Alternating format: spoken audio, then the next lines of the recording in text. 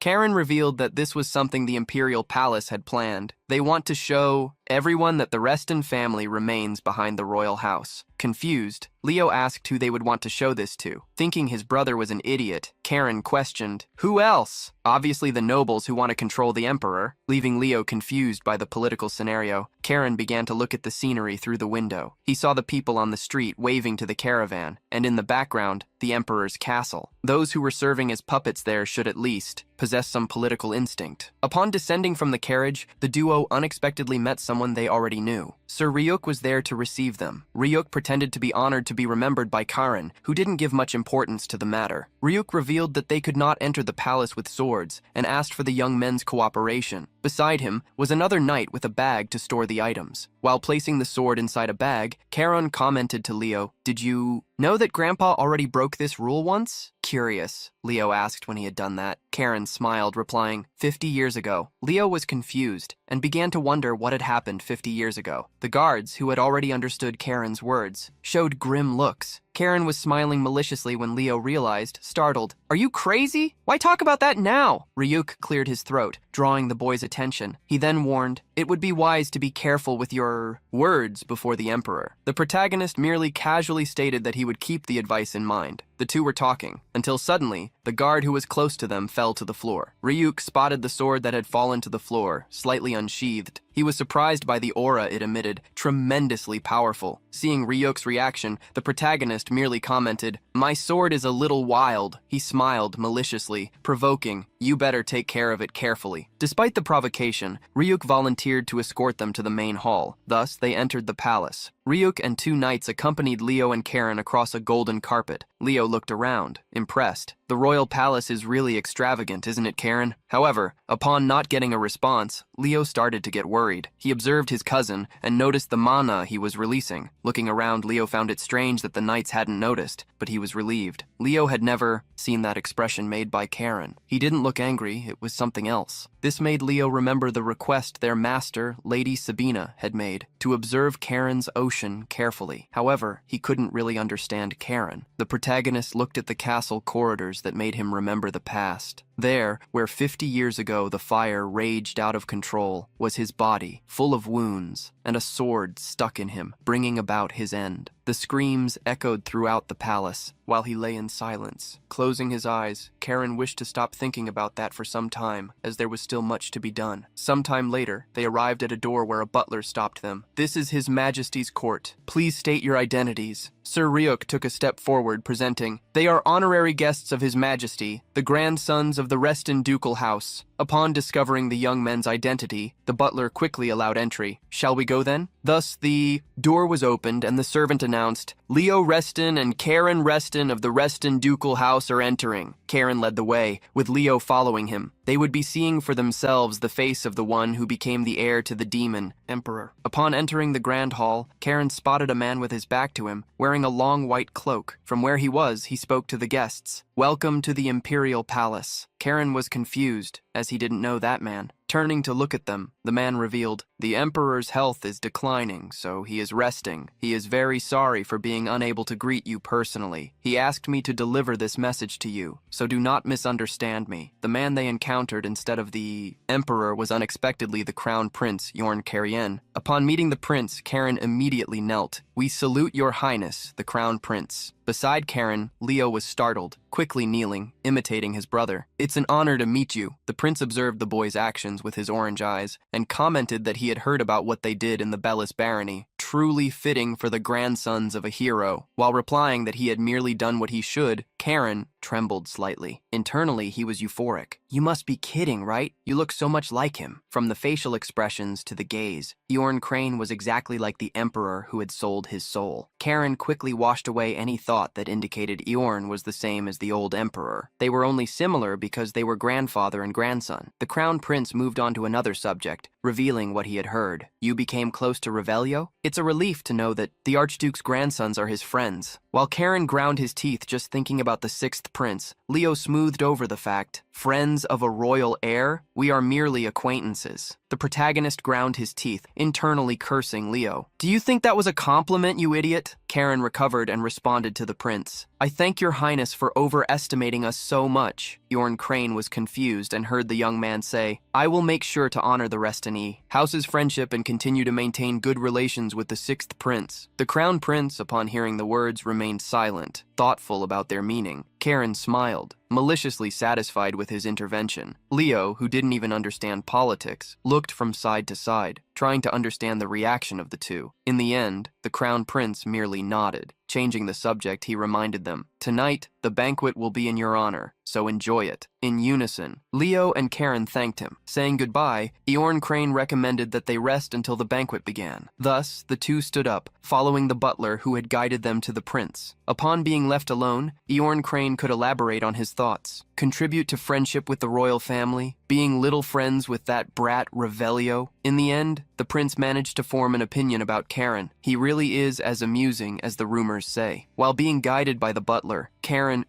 and Leo discovered that their swords had been stored safely, according to him, in the rooms where they would stay. In the duo's room, they sat in front of a fireplace. Leo started the conversation as he was still curious. "Our grandfather overthrew the emperor who sold his soul, right?" Agreeing, Karen told him to continue. Leo was sweating cold, unable to even speak properly. "The current emperor is the son of that emperor." Quickly, Karen warned him not to say anything disrespectful in the palace. While the sword that had returned to him mocked lightly, Karen told it to investigate if there was any listening magic in the room. However, the sword had already checked, and there was none. It was even irritated about being used as a detection device. Discovering that he could speak freely, Karen answered Leo's question. "Normally it would be strange, but the new emperor personally participated in the revolution. Thanks to that, our grandfather even has even stronger justifications." Karen's answer intrigued Leo, who asked why the imperial family didn't like them when they had helped them. Karen returned the question, asking why Leo thought such a thing. Leo didn't know, but he felt there was something wrong with the crown prince in relation to them. Leo ended up being praised by Karen for developing some awareness. Just remembering, Karen commented, "When you talked about us being friends with the sixth prince, I really wanted to hit you." However, he agreed that the prince had looked at them with hostility. The two were wondering why this was happening, when suddenly, someone opened the door, answering them. "Because your maternal family is the Marquis Diaz family." The sixth prince excitedly burst into the room. "Boys, how are you? You look quite decent in formal clothes." Leo became alert upon seeing the sixth prince, while Karen felt his night had gotten worse. Before Leo stood up to greet him, Revelio stopped him. "Hey, don't be rigid between friends." Taking an apple from the fruit tray in the room, Rio continuously tossed it up, commenting, "Since your mother's family is the Marquis Diaz's, it's clear that the imperial family wouldn't like the Reston house." He reminded them of what he had said in Thebe. Like it or not, the Reston house will move soon. Karen felt that Revelio was holding something back from them. To try to explain, Revelio instructed them to think of it as an imperial tradition. Eating the apple, he explained, "Isn't it obvious? The tradition of the son overthrowing the father and taking the throne." Karen observed the prince frowning. Sitting down comfortably, Revelio continued to say things that left them confused. "The timing isn't really perfect. Even the county of Kiel is benefiting from the influence of the Marquisate of Diaz. All the capital's nobles would show up tonight, and thanks to you, the banquet will be even more vivid." Revelio was enjoying himself at Karen's expense, who stood up, questioning exactly what the prince meant. Revelio already imagined and asked, "You want to cause a great chaos, don't you?"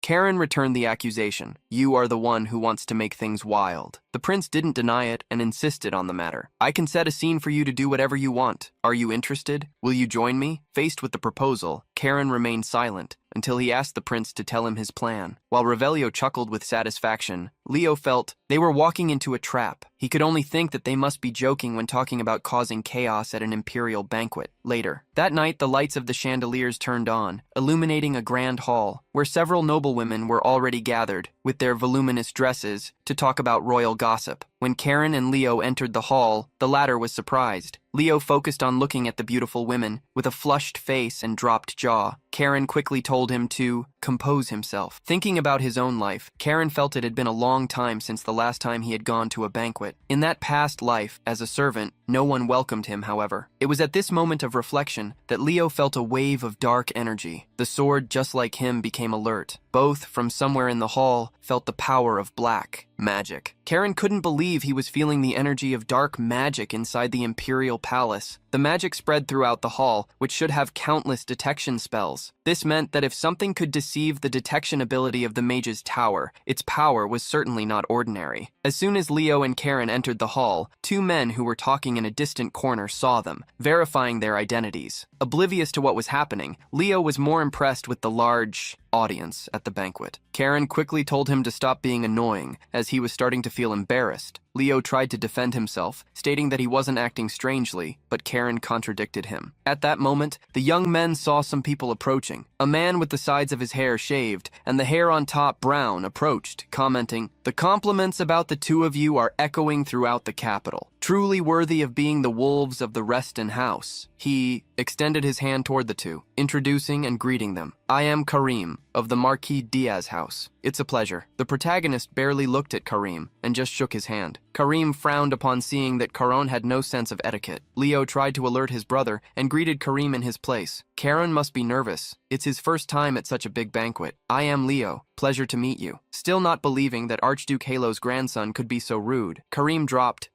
the subject. "Allow me to thank you on behalf of my father. I heard you subdued some bandits." Leo took charge of the conversation, downplaying their deeds. At that moment, a voice attracted Karim's attention. "Still, risking your lives for His Majesty's people, as expected of the Reston ducal house, the Empire's greatest loyalists. Quite different from the capital's nobles, aren't they?" The sixth prince had drawn attention with his words loud enough for everyone to hear. Revelio smiled, provoking. "Quite different from those who cling to the imperial family just to seek power." Karim immediately bowed, greeting the arrival of the sixth prince. Despite this, he didn't believe that Revelio, as a half-blood, was speaking so freely. "This is an assembly of nobles loyal to His Majesty. Please control your tongue." The sixth prince merely shrugged his shoulders, apologizing falsely. While the prince continued to provoke, Karen looked around, increasingly worried. Despite being weak, Karen couldn't help but see the trace of dark magic. He followed it until he found the source of the magic, a woman sitting at one of the tables. Wearing a mask, the woman with braided hair acted as if nothing was happening, but as soon as she felt the gaze falling upon her unexpectedly, she smiled with her red lips. The prince still didn't know anything, and hugged Leo's and Karen's shoulders, welcoming them to the imperial palace. Karim felt uncomfortable when the prince started to intrude, but he insisted, "Won't the pleasure of socializing be greater if we all talk together?" But Karim advised him, "There are better moments for reserved conversations for those who serve the throne." The comment only served for Rio to provoke him. "Trying to teach us who sits at the center of power? Is there really a need to try to reassert yourself? Even a street dog knows that the Marquisat Diaz is the true center." Karim Diaz quickly tried to correct his words, but it only served for